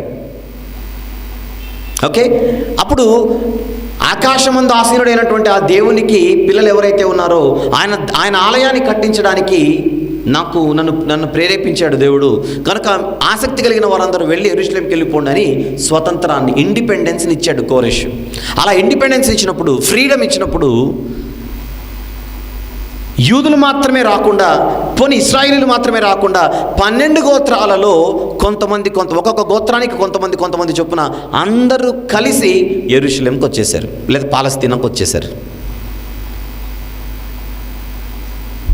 ఇప్పుడు చెర నుంచి తిరిగి వచ్చిన వాళ్ళు ఎవరైతే ఉన్నారో వాళ్ళు యూదులా ఇశ్రాయేలీలా అంటే ఇప్పుడు 12 గోత్రాల వాళ్ళు కలిసి వచ్చారు కనుక ఇక యూదులు ఇశ్రాయేలీలను విడగొట్టకుండా అందరినీ ఏమని పిలిచారు? ఇక్కడ ఇశ్రాయేలీలు. ఇప్పుడు మలాకీ గ్రంథం 1వ అధ్యాయం 1వ వచనంలో ఇశ్రాయేలీలను గూర్చి అని అనగానే మీరు 10 గోత్రాల వారిని మాత్రమే ఊహించుకోకూడదు, లేదా వీళ్ళు చెర కంటే ముందున్న వాళ్ళు, చెరలో ఉన్న వాళ్ళని ఊహలోకి వెళ్ళిపోకుండా ఈ ఇశ్రాయేలీలు అంటే ఎవరో కాదు, చెర నుండి తిరిగి వచ్చిన 12 గోత్రాలలోని వారు అని మీరు ఆలోచించాలి. 12 గోత్రాలలోని వారు, ఒక్కొక్క గోత్రంలో కొందరు. ఎందుకంటే కోరెషును దేవుడు ప్రేరేపించాడన్న సంగతి ఇంతకుముందు కూడా చాలాసార్లు వేరే గ్రంథాలలో చెప్పాను. తెలియని వారి కోసం ఆ వచనాన్ని, ఆ భాగాన్ని మనం చదువుకుందాం. దినవృత్తాంతముల 2వ గ్రంథము 36వ అధ్యాయం, అది చివరి అధ్యాయం. 22-23 వచనములు చూద్దాం. 22-23 వచనములు. పారసీకపు దేశపు రాజైన కోరెషు ఏలుబడి యందు మొదటి సంవత్సరమున యిర్మీయా ద్వారా పలుకబడిన తన వాక్యమును నెరవేర్చుటకై యెహోవా పారసీక దేశపు రాజైన కోరెషు మనస్సును ప్రేరేపింపగా అతడు తన రాజ్యం అందంతరము చాటించి వ్రాతమూలముగా ఇట్లు ప్రకటన చేయించెను. పారసీక దేశపు రాజైన కోరెషు ఆజ్ఞాపించినదేమనగా, ఆకాశమందలి దేవుడైన యెహోవా లోకమందున సకల జనములను నావశము చేసి యూదా దేశమందున యెరూషలేములో తనకు మందిరమును కట్టించుమని నాకు ఆజ్ఞ ఇచ్చి ఉన్నాడు. కావున మీలో ఎవరు ఆయన జనులై ఉన్నారో వారు బయలుదేరవచ్చును, వారి దేవుడైన యెహోవా వారికి తోడుగా ఉండునుగాక అని అన్నాడు. ఆయన జనులు ఎవరో వెళ్ళొచ్చు అనేసరికి చాలామంది ఇశ్రాయేలీయులు బయలుదేరి వచ్చేసారు అక్కడి నుంచి. ఈ విషయాన్ని యిర్మీయా గారు ముందే చెప్పారని చెప్పాడు అన్నాడు అక్కడ ఆ వచనంలో. పారసీకపు దేశపు రాజైన కోరెషు ఏలుబడి యందు మొదటి సంవత్సరమున యిర్మీయా ద్వారా పలుకబడిన తన వాక్యమును నెరవేర్చుటకై, అంటే యిర్మీయా గారు ముందే చెప్పారనమాట, వీరికి విడుదల కలుగుతుంది అని. ఎక్కడ చెప్పాడు? తన గ్రంథంలో చూద్దాం. యిర్మీయా గ్రంథము 25వ అధ్యాయం 11-12 వచనములు. 11-12. ఈ దేశమంతయు పాడుగాను నిర్జనముగాను ఉండును. ఈ జనులు 70 సంవత్సరములు బబులోను రాజుకు దాసులుగా ఉందురు. ఆ 70 సంవత్సరములు గడిచిన తర్వాత బబులోనీలకు శిక్ష పడుతుంది, వీళ్ళు తిరిగి వచ్చేస్తారు అన్న భావం తర్వాత వచనాలలో మిగిలిన చోట్ల మనకు గట్టి కనపడుతుంది. బబులోనీల చెరలో నుండి వీరికి విడుదల కలగజేయడానికి దేవుడు కోరేషును ఆయన ఏర్పాటు చేసుకున్నాడు. ఇక్కడ విచిత్రం ఏంటంటే కోరేషు పుట్టక ముందే కోరేషును ఎన్నుకున్నాడు ఆయన. అది వండర్ఫుల్ ఇక్కడ కదా. కోరేషు పుట్టక ముందే కోరేషును ఆయన ఎన్నుకున్న సంగతి మనకు బైబిల్లో కనబడుతుంది. యెషయా గ్రంథం 44వ అధ్యాయం. యెషయా గ్రంథము 44వ అధ్యాయం 28వ వచనం చూద్దాం. 28. కోరేషుతో, నా మంద కాపరి, నా చిత్తమంతయు నెరవేర్చువాడా అని చెప్పువాడను నేనే. అప్పటికి ఇంకా కోరేషు పుట్టలేదు. ఇది ఎంత అద్భుతమో చూడండి. అప్పటికి ఇంకా కోరేషు పుట్టలేదు. కోరేషు అంటే ఒక అన్యుడు, పారసీకుడు. ఒక పారసీక రాజు గురించి ఒక యూదాలో ఉన్నటువంటి ఒక ప్రవక్త, యూదయలో ఉన్నటువంటి ఒక ప్రవక్త, యూదుడైన ఒక ప్రవక్త చెప్పడం ఎంత అద్భుతం. ఎక్కడో వేరే దేశంలో పుట్టబోతున్న ఒక వ్యక్తి పుట్టకముందే అతను పరిపాలకుడు అవుతాడని అతని పేరు కోరేష్ అని ముందు చెప్పడం ఎంత అద్భుతమైన సంగతో చూడండి. ఇక్కడ కోరేషుతో, నా మంద కాపరి, నా చిత్తమంతయు నెరవేర్చువాడా అని చెప్పువాడను నేనే. యెరూషలేముతో, నీవు కట్టబడదు అనియు దేవాలయమునకు పునాది వేయబడుననియు నేను చెప్పుచున్నాను. అప్పటికి ఇంకా యెరూషలేము కూలిపోలేదు. యెరూషలేము కూలిపోకముందే అది కూలిపోతుందని, కూలిపోయిన తర్వాత మళ్ళీ భవిష్యత్తులో ఒక వ్యక్తి పుడతాడని, పుట్టబోయే ఆ వ్యక్తికి కోరేష్ అనే పేరు పెడతారని, ఆ వ్యక్తే యెరూషలేము మందిరం కట్టించడానికి ప్రజలకు అనుమతినిస్తాడని ఎలా కనపడుతుంది చూడండి. 45వ అధ్యాయం 45వ అధ్యాయం 6వ వచనం చూద్దాం.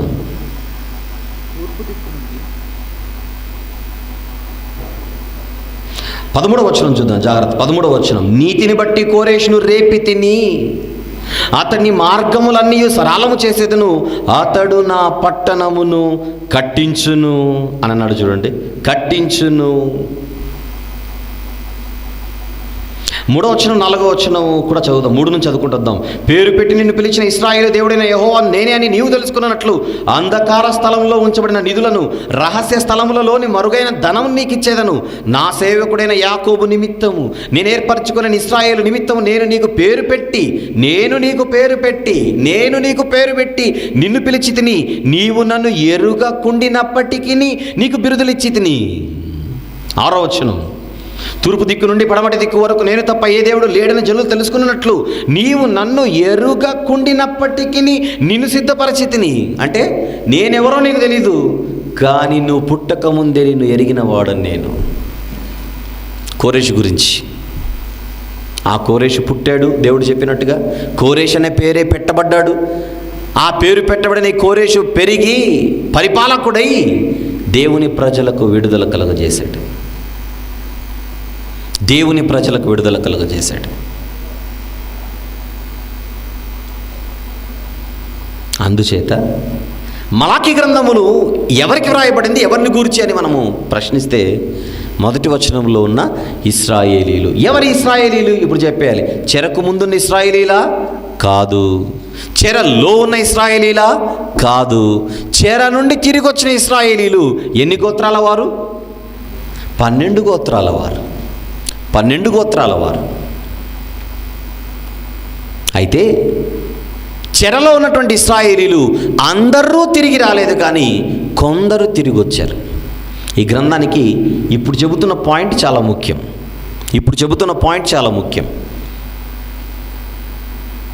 చెర నుంచి కోరేష్ వెళ్ళమన్నాడు, బాగానే ఉంది, కానీ వెళ్ళమన్న తర్వాత అందరూ రాలేదు. 3 బృందాలుగా తిరిగి వచ్చారు. మొదటి బృందం, 2వ బృందం, 3వ బృందం. మొదటి బృందంకు అధ్యక్షత వహించింది, అధికారిగా ఉన్నది, నడిపించింది నాయకుడు జెరుబ్బాబెలు. క్రీస్తుపురం 536 సుమారు. అది క్రీస్తుపురం సుమారు 536. కోరేషు సుమారు 538లో గద్దెనెక్కాడు, 538లో గద్దెనెక్కాడు, 39 నుంచి 38 మధ్యలో. కోరేషు ఆజ్ఞాపించిన వెంటనే సూట్ కేసులు సర్దుకొని బయలుదేరారు కదా.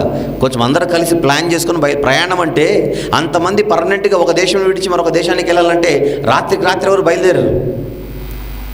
అలా అందరూ కలిసి బయలుదేరేటప్పటికి దాదాపు టైం పట్టింది. అంటే సుమారు 536లో వీళ్ళు అక్కడి నుంచి ఇక్కడికి చేరుకున్నారు, జెరుబ్బాబెలు నాయకత్వంలో. రెండవ బృందం అదే క్రీస్తు పూర్వం 458లో ఎజ్రా గారి నాయకత్వంలో వచ్చారు. క్రీస్తు పూర్వం 458 ఎజ్రా గారి నాయకత్వం. ఇక మూడవదే 445 నెహెమ్యా గారి నాయకత్వంలో వచ్చారు.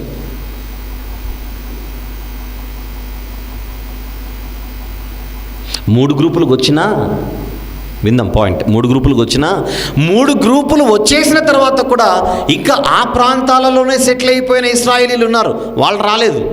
అంటే రావాలనుకున్న వాళ్ళందరూ వచ్చారు, అక్కడే ఉండి పర్లేదు ఇక్కడే ఉండి సెటిల్ అయిపోయి మా పిల్లలు ఇక్కడ చదువుకుంటున్నారు, మనవాళ్ళు మనవరాళ్ళు కాలేజీలో చేరారు, కార్పొరేట్ కాలేజెస్ అని అనుకున్న వాళ్ళు అక్కడే ఉండిపోయారు. సెటిలర్స్ అని అంటాం, సెటిల్ అయిపోయిన వాళ్ళు.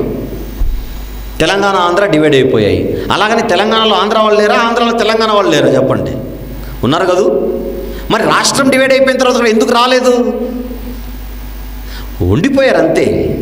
రాష్ట్రం డివైడ్ అయినంత మాత్రాన కంపల్సరీగా వెళ్ళాల్సిన అవసరం ఏం లేదు, ఇక్కడే సెటిల్ అయిపోయాం, ఇక్కడే మా ఆస్తిపాస్తులు ఉన్నాయి, ఇక మళ్ళీ ఇక్కడ నుంచి బయలుదేరేంత పరిస్థితి లేదు మాకని అక్కడే స్థిరపడిన వాళ్ళు ఎలాగైతే ఈరోజు ఉన్నారో మన కళ్ళ ముందు. ఆ రోజుల్లో కూడా 3 గ్రూపులుగా తిరిగి వచ్చిన తర్వాత కూడా ఇంకా అనేక దేశాలలో చెదిరిపోయిన వాళ్ళు ఉన్నారు, ఇది మర్చిపోకండి. కేవలము బబులోను అండ్ అష్షూరు ప్రాంతాలలోనే కాదు, ఇశ్రాయేలీలు ప్రపంచ నలుమూలలో చెదిరిపోయారు శత్రువుల దాడి జరిగినప్పుడు. ఒక రాయి తీసుకొని నీళ్ళలో వేసామనుకోండి, నీళ్లు చెదిరిపోతాయి లేదా చెప్పండి. ఫస్ట్ ఒక తొట్టిలోనికి రాయి వేస్తే బయటికి నీళ్ళు వస్తాయి రావా చెప్పండి. బకెట్లోనికి ఏదైనా ఒక రాయి వేయండి, నీళ్ళు బయటకు వస్తాయి రావా? ఏ వైపు వస్తాయి? నలువైపులా చెదిరిపోతాయి. అలాగనే ఇశ్రాయేలీలు యూదులపైన శత్రువులు దాడి చేసినప్పుడు శత్రువుల చేతుల నుంచి తప్పించుకున్న వాళ్ళు ఎవరైతే ఉన్నారో ప్రపంచ నలు దిశలలోనికి చెదిరిపోయారు. ఆ చెదిరిపోయిన వాళ్ళు అక్కడే ఉన్నారు, చెదిరిపోయిన వాళ్ళు అక్కడక్కడ ఉండిపోయారు, వాళ్ళు తిరిగి రాలేదు, వాళ్ళు అక్కడే సెటిల్ అయిపోయారు. ఇది ఎందుకు చెప్తున్నాను చెప్పనా? మలాకి గ్రంథం ఎవరికి రాయబడిందంటే చెదిరిపోయిన వాళ్ళకి కాదు, అది ఇక్కడ పాయింట్ ముఖ్యం. చెదిరిపోయి అక్కడక్కడ బ్రతుకుచున్న ఇశ్రాయేలీలకు కాదు, తిరిగి వచ్చి ఇప్పుడు కనాను దేశంలో లేదా పాలస్తీనా దేశంలో బ్రతుకుచున్న ఇశ్రాయేలీలకు. అది తెలియకపోతే కొన్ని వచనాలు మనకు అర్థం కావు. ఇక్కడ బైబిల్లో మనకు చెదిరిపోయిన వారు అన్న మాట ఉంటుంది కొన్ని చోట్ల. ఉదాహరణకు పెంతెకోస్తు పండుగ దినాన యెరూషలేముకు ఎవరు వచ్చారో చూద్దాం. అపోస్తలుల కార్యములు 2వ అధ్యాయం 5వ వచనం. అపోస్తలుల కార్యములు 2వ అధ్యాయం 5వ వచనం. అపోస్తలుల కార్యములు 2వ అధ్యాయము 5వ వచనం. ఆ కాలమున ఆకాశము క్రింద నుండి ప్రతి జనములో నుండి వచ్చిన భక్తిగల యూదులు యెరూషలేములో కాపురం ఉండిరి. ప్రతి జనములో నుండి ఆకాశము క్రింద నుండి ప్రతి జనములో నుండి వచ్చిన యూదులట. ప్రతి జనములో నుండి వచ్చిన భక్తి గల యూదులు. అసలు ప్రతి జనములో నుండి యూదులు ఎలాగొచ్చారు? అంతకుముందు శత్రువుల దాడులు జరిగినప్పుడు అన్ని జనాంగాలలోనికి వీళ్ళు చెదిరిపోయి అక్కడ సెటిల్ అయిపోయారు, తలదాచుకున్నారు. అలా తలదాచుకున్న వాళ్ళు అక్కడే సెటిల్ అయిపోయారు. పండగకు వచ్చేవాళ్ళు వీళ్ళు. ముఖ్యమైన పండుగలకు ముఖ్యంగా పురుషులు యెరూషలేముకి వచ్చి అక్కడ ఆరాధించి వెళ్ళిపోయేవారు, పండుగలకు పబ్బాలకు. అందుకే అపోస్తలులు అన్య భాషలతో మాట్లాడుతుంటే వీళ్ళందరూ ఆశ్చర్యపోయారట. ఎక్కడెక్కడి నుంచి వచ్చారు వీళ్ళు యూదులు? ఎక్కడెక్కడ? 9వ వచనం. పార్తీయులు, మాదీయులు, ఏలామీయులు, మెసొపొతేమియా, యూదయ, కప్పదొకియా, పొంతు, ఆసియా, పురుగ్రియ, పంపులియా, ఐగుప్తు అను దేశముల దేశములలో అంటే ఇప్పుడు చెప్పబడినటువంటి ప్రాంతాలలో చెదిరిపోయిన ఇశ్రాయేలు యూదులని అర్థం అక్కడ. అంటే ఐగుప్తీయులు అన్యజనులు కాదు వాళ్ళు వచ్చింది, అక్కడక్కడ చెదిరిపోయిన భక్తి గల యూదులు పండగకు వచ్చారు. ఏ పండుగకి చెప్పండి? ఏ పండుగకి? పస్కా పండుగ, పులియన్ రొట్టెల పండుగ, పెంతెకోస్తు పండుగ. పస్కా పండుగతో మొదలై పెంతెకోస్తు పండుగతో క్లోజ్ అవుతుంది ఆ సీజన్. అంతేనా? ఆ సీజన్కి అక్కడికి వచ్చారు వాళ్ళు. ఎక్కడెక్కడి నుంచి? 9. పార్తీయులు, మాదీయులు, ఏలామీయులు, మెసపతోమియా, యూదయ, కప్పదొకియా. అంటే పార్తీయులు, మాదీయులు, ఏలామీయులు, మెసపతోమియా ఇదంతా తూర్పు. యూదయ అక్కడ ఉన్నటువంటి ప్రాంతం. కప్పదొకియా, పొంతు, ఆసియా, ప్రుగ్రియా, పంపులియా ఇదేంటి? ఉత్తరం, నార్త్.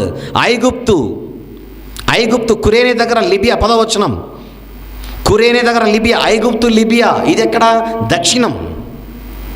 రోమా నుండి పరవాసులుగా వచ్చిన వారు. రోమా అంటే ఎక్కడ? పశ్చిమం, పడమర, తూర్పు, పడమర, ఉత్తర, దక్షిణాలు 4 దిశలు కనపడుతున్నాయి అక్కడ. 4 ప్రాంతాలు కనపడుతున్నాయి ప్రపంచంలో. అక్కడ 4 ప్రాంతాలలో యూదులు ఉన్నారట. అది ఇక్కడ మీరు ఆ పాయింట్ కోసమే వస్తున్నాం ఇక్కడికి. ఈ పెంతెకోస్తు పండుగ దినాన మనకు ఎవరు కనపడుతున్నారు? యెరూషలేములో నలుదిశలలో నుండి వచ్చినటువంటి యూదులు. ఇప్పుడు మలాకి గ్రంథంలో కనబడుతున్న ఇశ్రాయేలీలు ఇలా నలుదిశలలో చెదిరిపోయి అక్కడక్కడ నివసిస్తున్న ఈ ఇశ్రాయేలీలు కాదు, ఇప్పుడు ఇక్కడికి వచ్చిన వాళ్ళు. ఇప్పుడు మొదటి వచనం చదవండి. పరిచయంలో ఉన్నాం మనం. పరిచయంలోని 2వ ప్రశ్న ఎవరిని గూర్చి? ఇశ్రాయేలీలను గూర్చి. మళ్ళీ 2వ ప్రశ్న అందులోనే ఏ ఇశ్రాయేలీలు అంటే చెర నుంచి తిరిగి వచ్చి ఈ పాలస్తీనా దేశంలో బ్రతుకుచున్న ఇశ్రాయేలీలు. మళ్ళీ చెదిరిపోయిన వాళ్ళని మీరు ఫిక్స్ అయిపోకూడదు. ప్రపంచంలోని ఇశ్రాయేలు అందరి గురించి కాదు ఇది రాసింది. పరిచయం గ్రంథంలోని మొదటి భాగం, అందులో 3 ప్రశ్నలు. ఆ 3 ప్రశ్నలలో 2వ ప్రశ్న మనం మాట్లాడుకున్నాం. ఎవరిని గురించి రాయబడిన గ్రంథం ఇది అంటే చెర నుండి తిరిగి వచ్చి ఇప్పుడు ఇక్కడ కాపురం ఉన్నటువంటి ఇశ్రాయేలీలు 12 గోత్రాల వారు. ఇక 3వ ప్రశ్న, ఇది ఏ కాలానికి చెందినది గ్రంథం? మలాకి గ్రంథం ఏ కాలానికి చెందినది? మలాకి గారు ఏ కాలానికి చెందినవాడు? ప్రియులారా, ఈ కాలం కూడా ముఖ్యం మనకు.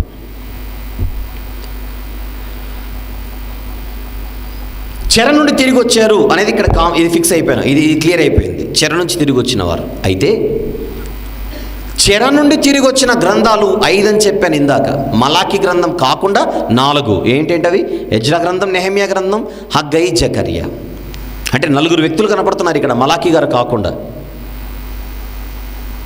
ఇప్పుడు నేను చెప్పిన 5 మందిలో మలాకి గారిని వదిలేద్దాం. 4 ఎవరైతే ఉన్నారో ఎజ్రా, నెహెమ్యా, హగ్గై, జకర్యా. ఈ 4లో అందరికంటే పెద్దవాడు హగ్గై. అందరికంటే పెద్దవాడు హగ్గై. ఆయన దగ్గర జూనియర్గా యంగ్ ప్రాఫిట్గా తన దగ్గర ఉన్నదే జకర్యా గారు. వీళ్ళిద్దరు ప్రవక్తలు. ఎవరిద్దరు ప్రవక్తలు? హగ్గై, జకర్యా ప్రవక్తలు. వీళ్ళిద్దరి సమకాలికుడే ఎజ్రా గారు. వీళ్ళిద్దరు దాదాపుగా ఎజ్రా గారి సమకాలికుడే నెహెమ్యా గారు. అంటే వీళ్ళు 4 దాదాపుగా సమకాలికులు, దగ్గర సమకాలికులు. అయితే ఈ 4లో 2 ప్రవక్తలు. ఎవరిద్దరు? హగ్గై ప్రవక్త అండ్ జకర్యా ప్రవక్త. ఎజ్రా గారేమో ధర్మశాస్త్రోపదేశకుడు, శాస్త్రి అంటాం. ఎజ్రా శాస్త్రి అని అంటాం, టీచర్ ఆయన. నెహెమ్యా గారు ప్రవక్త కాదు, టీచరు కాదు, ఆయన గవర్నమెంట్ ఎంప్లాయీ. దేవుని పని కోసం ఆయన సుఖాన్ని, ఆయన ఉన్నటువంటి కోటలో ఆయనకున్నటువంటి రాజభోగాన్ని వదిలేసుకొని కష్టపడి దేవుని పని కోసం అంకితమైపోయి ఉద్యోగం చేసుకుంటూ దేవుని సేవ చేసినటువంటి వ్యక్తి నెహెమ్యా గారు. అయితే మలాకి గారు ఏ కాలానికి చెందినవాడంటే ఇందులో ముఖ్యంగా మళ్ళీ క్రైస్తవ సమాజంలో 2 భిన్న అభిప్రాయాలు ఉన్నాయి. ఆ 2 అభిప్రాయాలు నేను చెబుతాను. ఇంతకు మలాకి గారు ఏ కాలానికి చెందినవాడో మనం ఫైనల్ చేసేద్దాం తర్వాత. అందరూ ఏమంటారంటే మలాకి అన్న ఆయన హగ్గై, జకర్యా తర్వాత వచ్చి నెహెమ్యా, ఎజ్రాల కంటే ముందున్నవాడు అని చెప్పేవాళ్ళు కొందరు ఉన్నారు. అంటే హగ్గై, జకర్యాకి, ఎజ్రా, నెహెమ్యాలకు మధ్యలో ఉన్నటువంటి వాడే ఎవరు? మలాకి అని చెప్పేవారు ఉన్నారు. అయితే ఈ గ్రంథాన్ని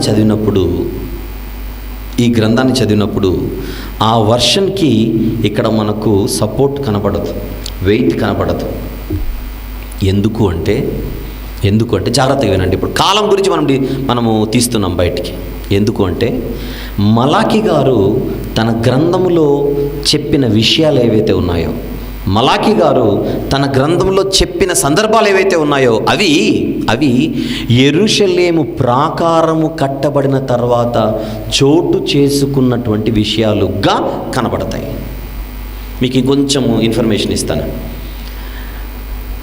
చెర నుండి వీళ్ళు దేనికి వచ్చారు? ఇందాక కోరేష్ను ఎందుకు ప్రేరేపించాడు దేవుడు? మందిరం కట్టించమని. మందిరం కట్టించడానికి వచ్చిన వాళ్ళు పునాది వేసి మందిరాన్ని ఆపేశారు కట్టకుండా. అప్పుడు దేవుడు హగ్గైని జకర్యాను పంపించి వారిని హెచ్చరించి మందిరాన్ని కట్టిస్తాడు. క్లియర్? మందిరాన్ని కట్టిస్తాడు. మందిరం పూర్తయినా కూడా మందిరములో దేవుని పనులు జరగవు. ఎందుకో నెహెమ్యా గ్రంథంలో చూద్దాం. నెహెమ్యా గ్రంథం 1వ అధ్యాయం. నెహెమ్యా గ్రంథము 1వ అధ్యాయం 1వ వచనం చూద్దాం. నెహెమ్యా గ్రంథం 1వ అధ్యాయం 1 నుంచి. హకల్యా కుమారుడైన నెహెమ్యా యొక్క చర్యలు. 20వ సంవత్సరంలో కిస్లేవు మాసమున నేను షూషను కోటలో ఉండగా నా సహోదరుల్లో హనానీ అను ఒకడు యూదులలో ఉండి యూదులలో కొందరును వచ్చిరి. చెరపట్టబడిన శేషంలో తప్పించుకున్న యూదులను గూర్చియు యెరూషలేమును గూర్చియు నేను వారిని అడుగగా వారు చెరపట్టబడిన వారిలో శేషించిన వారు ఆ దేశంలో బహుగా శ్రమను నిందను పొందుచున్నారు, మరియు యెరూషలేము యొక్క ప్రాకారము పడద్రోయబడినది, దాని గుమ్మములను అగ్నిచేత కాల్చబడినవని నాతో చెప్పిరి. అంటే యెరూషలేము యొక్క ప్రాకారం ఇంకా పడద్రోయబడిన స్థితిలోనే ఉంది, దాని గుమ్మములు ఇంకా అగ్నిచేత కాల్చబడిన స్థితిలోనే ఉన్నాయి అని వాళ్ళు రిపోర్ట్ ఇచ్చిన తర్వాత అప్పుడు ఆ గ్రంథం అంతా చదివితే నెహెమ్యా గారు అర్థశాస్త్ర అనుమతి తీసుకొని అక్కడికి వెళ్ళినప్పుడు దేవాలయం అయితే కట్టబడి ఉంటుంది, కానీ అక్కడ దేవుని కార్యక్రమాలు ఏవి జరుగుతూ ఉండవు, యాజక ధర్మాలు ఏవి అక్కడ జరుగుతూ ఉండవు. కారణం యెరూషలేము యెరూషలేము పట్టణము చుట్టూ ప్రాకారము లేకపోవడంతో పట్టణానికి భద్రత లేదు గనుక ఎవరు కూడా యెరూషలేముకు వచ్చి యెరూషలేము దేవాలయంలో మందిర సేవ చేయడానికి ఎవరు ధైర్యం చేయట్లేదు. పట్టణానికి భద్రత లేదు. ఆ రోజుల్లో శత్రువుల దాడులు సులభంగా జరిగేవి. అందుచేత మందిరములో దేవుని కార్యక్రమాలు జరగాలంటే అర్జెంటుగా ప్రాకారము కట్టబడాలి. అందుకే నెహెమ్యా గ్రంథం మీరు చదివితే ప్రాకారం మొత్తం కట్టబడిన తర్వాత ఇప్పుడు జీవితాలు కట్టడానికి మందిరాన్ని ప్రాకారాన్ని ప్రతిష్ఠించి ఏమండి ఎజ్రా గారి నాయకత్వంలో అక్కడ దేవుని వాక్యం వారికి వినిపించడం జరుగుతుంది. అప్పుడే లేవీయులు వచ్చి యాజకులు వచ్చి దేవుని ఆలయంలో తిరిగి దైవ కార్యక్రమాలు యాజక ధర్మాలు వారు చేస్తూ ఉంటారు. అంటే దేవాలయంలో పనులు జరగాలి అని అంటే ప్రాకారము ముందుగా కట్టబడాలి. మీరు ఎవరైనా నెహెమ్యా గ్రంథం ఇంతకుముందు విని ఉంటే ఇప్పుడు నా భాష అర్థమవుతూ ఉంటుంది. ఇంతకుముందు నేను నెహెమ్యా గ్రంథం వివరించాను. ఒకవేళ సీడీలు ఉంటే అవి తీసుకుని వినండి వారు. యెరూషలేము మందిరం కట్టిన తర్వాత ప్రాకారం కూడా కట్టబడింది. ప్రాకారం కట్టిన తర్వాతనే మందిరంలో దైవ కార్యక్రమాలు చోటు చేసుకున్నాయి. ఇప్పుడు మలాకి గ్రంథములో ఆయన మాట్లాడబోయే విషయాలలో ఒక విషయం ఏంటంటే యాజకులు సరిగా పని చేయడం లేదు అనే ఒక నింద దేవుడు మోపుతాడు. నా మందిరములో యాజకులు నా పనిని సరిగా చేయట్లేదు అనే ఒక ఆరోపణ ఈ గ్రంథంలో కనబడుతుంది. యాజకులు సరిగా పని చేయట్లేదనే ఆరోపణ ఎప్పుడు వస్తుంది? ఈ యాజకుల యొక్క పని స్టార్ట్ అయిన తర్వాత వస్తుంది. అర్థం చేసుకుంటున్నారా? దశమ భాగాలు సరిగా తీసుకొని రావట్లేదు నా మందిరములోనికి అని అంటాడు మలాకి గ్రంథంలో. దశమ భాగాలు మందిరంలోనికి తీసుకొని రావాలంటే ముందుగా మందిర పనులు స్టార్ట్ అవ్వాలిగా. మందిర పనులు స్టార్ట్ అవ్వాలి అని అంటే ఎప్పుడు స్టార్ట్ అయ్యాయి? మనం నెహెమ్యా గ్రంథం చదివితే ప్రాకారము కట్టబడిన తర్వాత. ఇప్పుడు మలాకి గ్రంథంలో చెప్పబడుతున్న విషయాలన్నీ కూడా మందిరము కట్టబడి మందిరములో ప్రాకారం కూడా కట్టబడి మందిరం పట్టణం చుట్టూ అప్పుడు మందిరములో దేవుని పనులు స్టార్ట్ అయిన తర్వాత ఉండేటువంటి విషయాలు ఏవైతే ఉన్నాయో వాటి ప్రస్తావన జరుగుతుంది మలాకి గ్రంథంలో. ఇవన్నీ మనం ఆలోచిస్తే ఈ గ్రంథాన్ని అంతటిని పరిశీలిస్తే ఇది నెహెమ్యా గారి తర్వాత జరుగుతున్నటువంటి కార్యక్రమాలే కానీ నెహెమ్యా గారి కంటే ముందు జరుగుతున్న కార్యక్రమాలని అనుకోవడానికి వీలు లేనట్టుగా ఈ గ్రంథం చెబుతోంది. పైపెచ్చు పైపెచ్చు నెహెమ్యా గ్రంథములో చివరి 2 అధ్యాయాలు ఏవైతే ఉన్నాయో, చివరి అధ్యాయం ఏదైతే ఉన్నదో 13వ అధ్యాయం ఏదైతే ఉన్నదో, నెహెమ్యా గ్రంథములోని చివరి అధ్యాయం 13వ అధ్యాయం ఏదైతే ఉన్నదో, ఆ 13వ అధ్యాయంలో కనిపించే సమస్యలన్నీ మనకు మలాకి గ్రంథంలో కనపడతాయి చాలా మట్టుకు. అంటే నెహెమ్యా గారి ముగింపు కాలం అది. నెహెమ్యా గారి చర్యలలో ముగింపు దశకు వచ్చినటువంటి కార్యక్రమాలు ఇవి. నెహెమ్యా గారి ముగింపులో ఏ పరిస్థితి అయితే ఈ ప్రజల మధ్య మనం చూస్తామో ఆ పరిస్థితులు మలాకి గారి కాలంలో కనపడతాయి. అంటే ఈ పరిస్థితులు అక్కడ కనపడుతున్నప్పుడు నెహెమ్యా తర్వాత వచ్చిన వాడే మలాకి అని చెప్పడానికే మనకు ఎక్కువగా ఆధారాలు ఉన్నాయి. కానీ నెహెమ్యా కంటే ముందు వచ్చిన వాడని చెప్పడానికి మనకు వీలు పడదు. కొంతమంది అలా చెబుతున్నప్పటికీ మనకు బైబిల్లోని ఇన్ఫర్మేషన్ దానికి సపోర్ట్ చేయదు. నెహెమ్యా 13లో ఉన్న సమస్యలు మలాకిలో కనబడును కొన్ని. అంటే నెహెమ్యా చర్యలలో, నెహెమ్యా పరిచర్యలో చివరి దశలో ఉన్న పరిస్థితులన్నీ మలాకి గారి కాలంలో కనబడడం చేత నెహెమ్యా గారి తర్వాత మలాకి గారి కనబడుతూ, నెహెమ్యా గారికి మలాకి గారికి మరి ఎక్కువగా దూరం ఉన్నట్టుగా కూడా మనం అనుకోవడానికి వీల్లేదు. ఎందుకంటే నెహెమ్యా గారు అర్థహశస్త పరిపాలనలో కనబడుతున్నాడు. మనం అదే చూస్తాం, రాజైన అర్థహశస్త అంటాం. నెహెమ్యా 2వ అధ్యాయం 1వ వచనం, నెహెమ్యా గ్రంథం 2వ అధ్యాయం 1వ వచనం. వాటి తర్వాత అర్థహశస్త రాజు ఏలుబడి కాలమున అని అన్నాడు. అంటే నెహెమ్యా గారు ఏ కాలంలో ఉన్నవాడు? పారసీకుల కాలంలో ఉన్నవాడు. అర్థహశస్త అంటే పారసీక రాజు. పారసీకులు ఏం చేసేవాళ్ళు అంటే ఆయా ప్రాంతాలలో గవర్నర్స్ని అపాయింట్ చేసేవాళ్ళు. నెహెమ్యా గారు కూడా ఒక గవర్నర్, అధికారి. జెరుబ్బాబెలు ఒక అధికారి. యూదయకు అధికారులున్న కాలం అది. ఉదాహరణకు నెహెమ్యా గారు అధికారో కాదో చూద్దాం. 5వ అధ్యాయం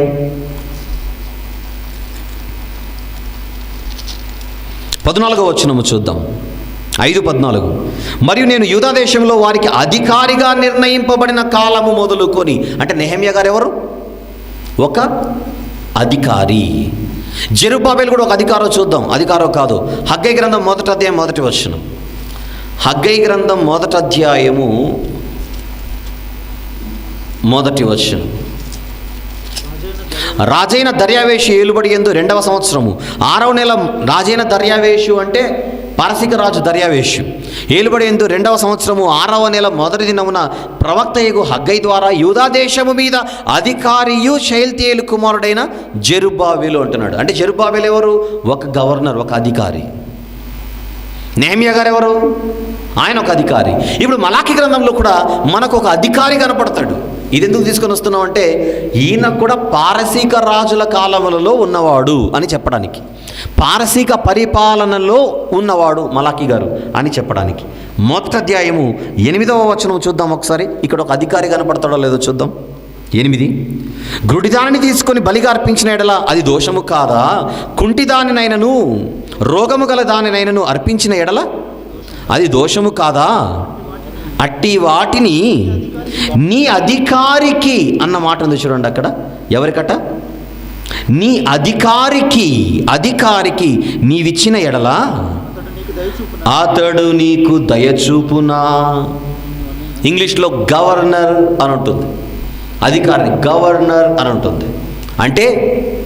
అంటే మలాకి గారి కాలంలో కూడా ఆ ప్రాంతంలో ఎవరు కనపడుతున్నారు మనకు? ఒక అధికారి కనపడుతున్నాడు, ఒక గవర్నర్ కనపడుతున్నాడు. ఈ అధికారులను యూదయ దేశం మీద నియమించినటువంటి వారు మనకు ఎవరు కనపడుతున్నారు? ఇక్కడ పారసీకులు కనపడుతున్నారు. అంటే మలాకి గారు కూడా నెహెమ్యా గారి వలె పారసీకుల పరిపాలన కాలంలో ఉన్నవాడుగా మనకు అర్థమైపోతుంది. కాలం పరిచయంలోని 3వది ఏంటి? కాలం. అంటే ఈయన కూడా పారసీకుల కాలంలో ఉంటూ నెహెమ్యా గారి తర్వాత వచ్చినవాడు అనమాట. అది మీరు పాయింట్ ఇక్కడ నోట్ చేసుకోవాలి. మలాకి గ్రంథం ఏ కాలానికి చెందినది? పారసీకుల కాలానికి చెందినది. అండ్ నెహెమ్యా గారి తర్వాత ఇది చోటు చేసుకున్నటువంటి గ్రంథం. మరి నెహెమ్యా గారి కాలం ఎప్పుడు? నెహెమ్యా గారి ఎప్పుడు వచ్చారు? ఈయన మనకు టైం చెప్తున్నాడు. ఆయన నన్ను టైం చెప్తున్నాను. నెహెమ్యా గ్రంథం 2వ అధ్యాయం 1వ వచనం. నెహెమ్యా గ్రంథం 2వ అధ్యాయం 1వ వచనం. నెహెమ్యా కాలం ఏంటో తెలిస్తే మలాకి గారి కాలం తెలిసిపోతుంది. ఇప్పుడు మలాకి గారి కాలం తెలియాలంటే నెహెమ్యా గారి కాలం పట్టుకోవాలి ఇప్పుడు మనం. మొదటి వచనం. అటు తర్వాత అర్తహషస్త రాజు ఏలుబడి కాలమున అన్నాడు. ఒక టైం చెప్తున్నాడు ఈయన. అర్తహషస్త రాజు ఏలుబడి కాలం. అర్తహషస్త రాజు ఎప్పుడు రాజు అయ్యాడు? క్రీస్తుపురం 465.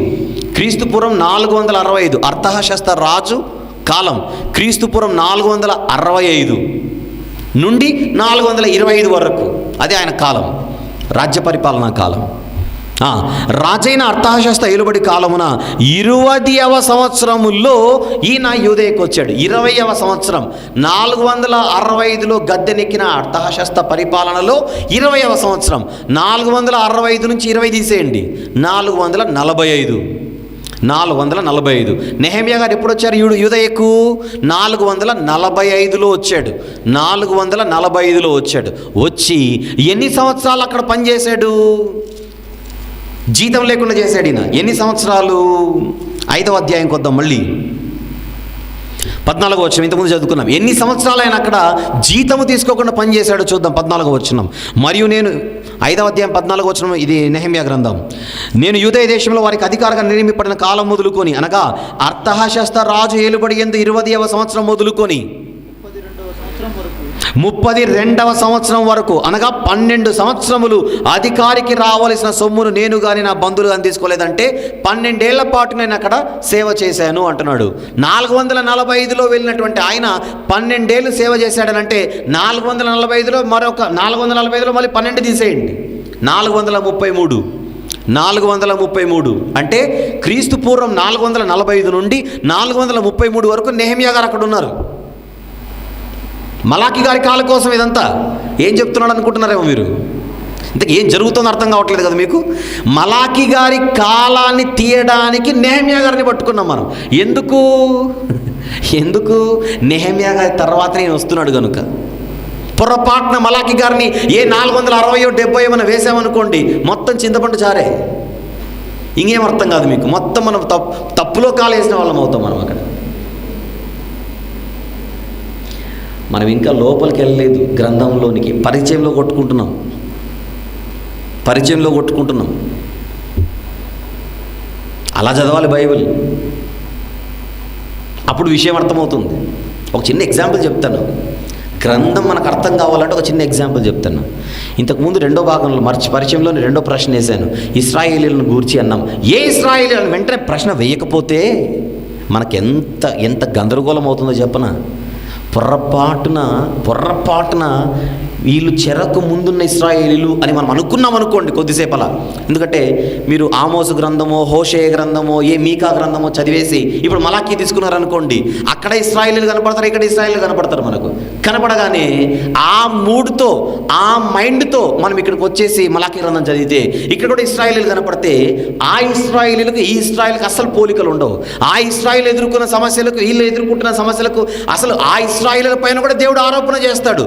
ఆ ఇశ్రాయేలీల పైన కూడా దేవుడు వేలెత్తి చూపుతాడు. కానీ దేవుడు వాళ్ళ మీద వేలెత్తి చూపడానికి, దేవుడు ఈ ఇశ్రాయేల్ మీద వేలెత్తి చూపడానికి అసలు కంప్లీట్గా మనకు తేడా కనపడుతుంది. ముఖ్యంగా చెరకు ముందున్నటువంటి ఇశ్రాయేలీలలో, చెరకు ముందు ఉన్నటువంటి ఇశ్రాయేలీల్లో కనిపించిన అతి పెద్ద పాపమే విగ్రహారాధన. అసలు వాళ్ళు చెరలోనికి వెళ్ళిపోవడానికి ఉన్న ముఖ్య కారణాలలో అతిపెద్ద కారణమే విగ్రహారాధన. ఎవరి గురించి మాట్లాడాను ఇప్పుడు? చెరకు ముందున్న ఇశ్రాయేలీలు. చెర నుండి వచ్చిన ఇశ్రాయేలీలు ఎవరైతే ఉన్నారో మలాకీ గ్రంథంలో 1వ అధ్యాయం నుండి 4వ అధ్యాయం వరకు ఎక్కడ కూడా విగ్రహారాధన ప్రస్తావనే ఉండదు. అస్సలు ఇశ్రాయేలు గురించి మీరు చేస్తున్న తప్పులు ఇవని దేవుడు చెబుతూ ఉంటాడు. కానీ ఆయన చెబుతున్న తప్పులలో విగ్రహారాధన కనపడదు. మీరు ఆ ఇశ్రాయేలు ఈ ఇశ్రాయేలు ఒకటైనా ఫిక్స్ అయిపోయి చదివారనుకోండి, ఆ సమస్య ఎందుకు మాట్లాడట్లేదు దేవుడు అని ఖచ్చితంగా మీకు డౌట్ వస్తుంది. ఈరోజు కాకపోయినా భవిష్యత్తులో ఏదో ఒక రోజు. దానికి క్లారిటీ కావాలంటే ముందుగా ఇశ్రాయేలీలు చెర నుండి తిరిగి వచ్చిన వాళ్ళు అని మీకు అర్థమైతేనే విషయం అర్థమవుతుంది.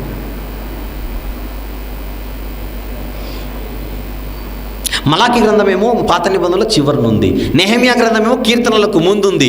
కీర్తనలకు ముందున్న నెహెమ్యా గ్రంథానికి ఎక్కడో పాత నిబంధనలు చివరిన ఉన్నటువంటి మలాకి గ్రంథానికి ఏంటి అని అడిగితే, బైబిల్లోని పుస్తకాలు క్రోనలాజికల్ ఆర్డర్లో లేవు. అది మీకు ముందు తెలియాలి. క్రోనలాజికల్ ఆర్డర్ అంటే వాళ్ళ కాలాలను బట్టి బైబిల్లో పుస్తకాలు సెట్ చేయాల.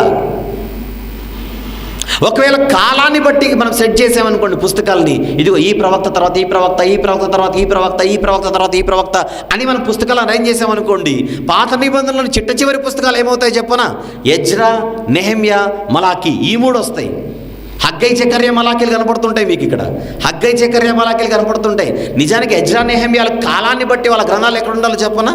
హగ్గై, జకర్యా, ఎజ్రా, నెహెమ్యా, మలాకి, అది సీక్వెన్స్ ఉండవలసినది. ఒకవేళ క్రోనలాజికల్ ఆర్డర్లో మనం సెట్ చేస్తే, కానీ బైబిల్ అలా సెట్ చేయలేదు కదా, మనకు వేరే ఆర్డర్లో ఉంది. అది వేరే ఆర్డర్లో ఉండడం తప్పనట్లేదు. మీకు క్రోనాలజీ తెలియకపోతే, క్రోనలాజికల్ అవేర్నెస్ మీకు లేకపోతే మీకు మ్యాటర్ అర్థం కాదు.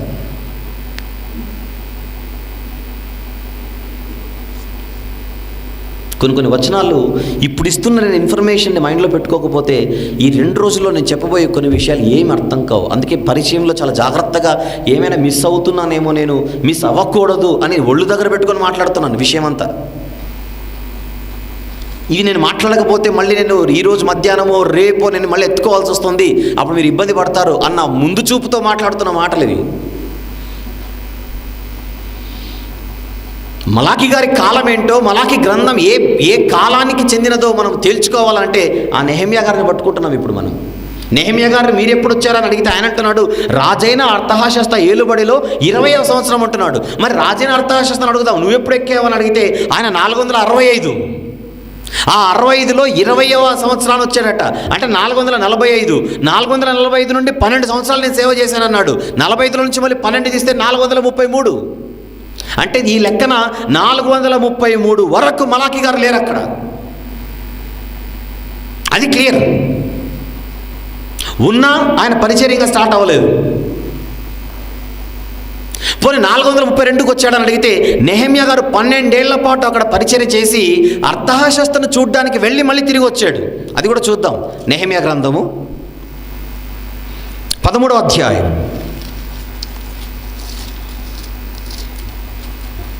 6వ వచనం చూద్దాం ఒకసారి. నెహెమ్యా గ్రంథం 13:6.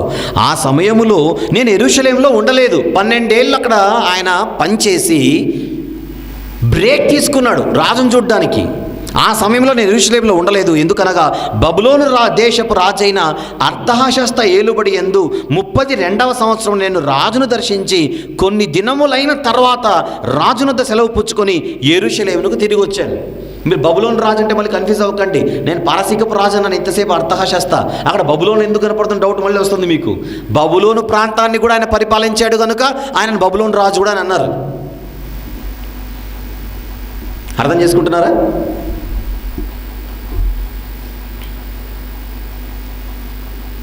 కేసీఆర్ గారు ఏ రాష్ట్ర ముఖ్యమంత్రి చెప్పండి? ఏ రాష్ట్ర ముఖ్యమంత్రి? తెలంగాణ రాష్ట్ర ముఖ్యమంత్రి. వైఎస్ రాజశేఖర రెడ్డి గారు చెప్పండి. ఆయన తెలంగాణను ఆంధ్ర రెండింటిని పరిపాలించిన ముఖ్యమంత్రి. ఇప్పుడు వైఎస్ రాజశేఖర రెడ్డి అనగానే మీరు హైదరాబాద్కు కూడా ఆయన నాయకుడిగా ముఖ్యమంత్రిగా పనిచేశాడని ఎలాగైతే ఊళ్ళోకి వెళ్ళిపోతారో, ఒకప్పుడు తెలంగాణను కూడా ఆయన పరిపాలించాడు కనుక, అంతేనా? అలాగే అర్తహషస్త బబులోను ప్రాంతాన్ని కూడా పరిపాలించాడు కనుక ఆయన బబులోను రాజుని ప్రస్తావించాడు అక్కడ. నిజానికి ఆయన ఒరిజినల్గా ఎవరు? పారసీక రాజు. ఇప్పుడు పాయింట్కి వద్దాం.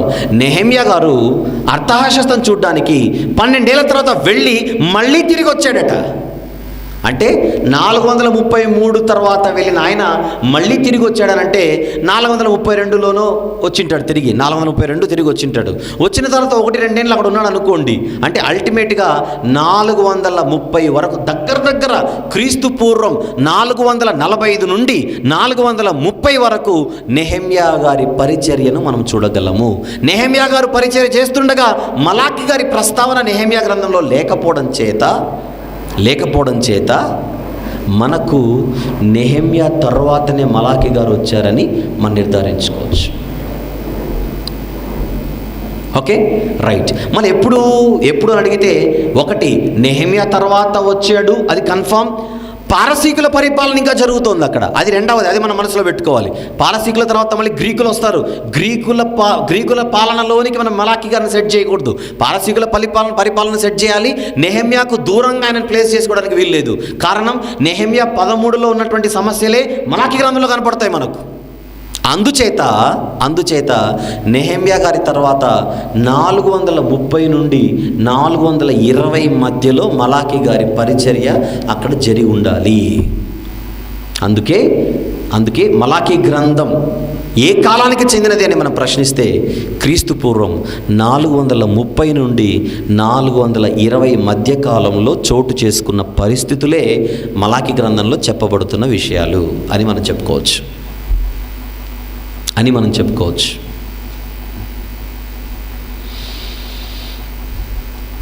ఎన్ని ప్రశ్నలు వేశాం? 3. మొదటిది, ఎవరు రాశారు, ఆయనకు సంబంధించిన అదనపు సమాచారం. 2 ఎవరిని గురించి రాశాడు గ్రంథం. 3 ఆయన ఏ కాలానికి చెందినవాడు, లేదా ఆయన పరిచర్య ఏ కాలానికి చెందినది. ఈ 3 ప్రశ్నలకే మనం పొందిన ఈ సమాచారం ఈ పరిచయ భాగంలో. ఇప్పటివరకు మీరు విన్నది మలాకి గ్రంథపు పరిచయ భాగం, ఇంట్రొడక్షన్. గ్రంథములో ఇది మొదటి భాగం. మొత్తం ఎన్ని భాగాలు ఉంటాయని చెప్పాను? 8 భాగాలు. 8 భాగాలకు కాను మొదటి భాగం, పరిచయ భాగం ఇప్పుడు ముగిసింది. ఇప్పుడు మనం గ్రంథంలోనికి ఎంటర్ అవుతున్నాం. గ్రంథంలోనికి ఎంటర్ అవ్వడానికి ఇప్పుడు మనకు అనుమతి దొరుకుతోంది. ఇప్పుడు వెళితేనే మనకు కొంచెం క్లారిటీ మనకు కనబడుతుంది. ఇప్పుడు వెళితేనే మనకు గ్రంథం కొంచెం అర్థం అవ్వడం మొదలవుతుంది. ఇప్పుడు చెప్పిన విషయాలు మనసులో లేకపోతే గ్రంథం అర్థం అవ్వడం చాలా కష్టం.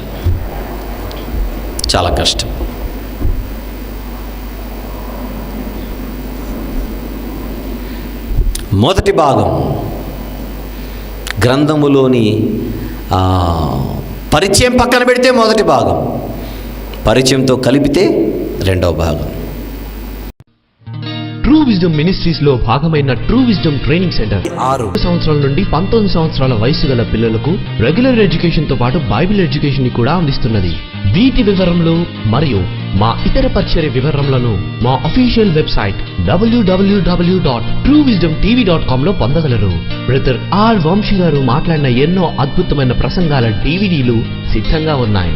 డివిడీల కోసం మీరు సంప్రదించవలసిన ఫోన్ నంబర్లు 04065554355 లేదా 8106882392. గమనిక, ప్రతి ఆదివారము మధ్యాహ్నము 2:30 నుండి 5 గంటల వరకు ఇంగ్లీష్ ఆరాధన కార్యక్రమము మరియు ప్రతి ఆదివారము సాయంత్రము 5:30 నుండి తెలుగు ఆరాధన కార్యక్రమము YMCA సెకండరీ బ్యాండ్ నందు జరుగును. అందరూ ఆహ్వానితులే.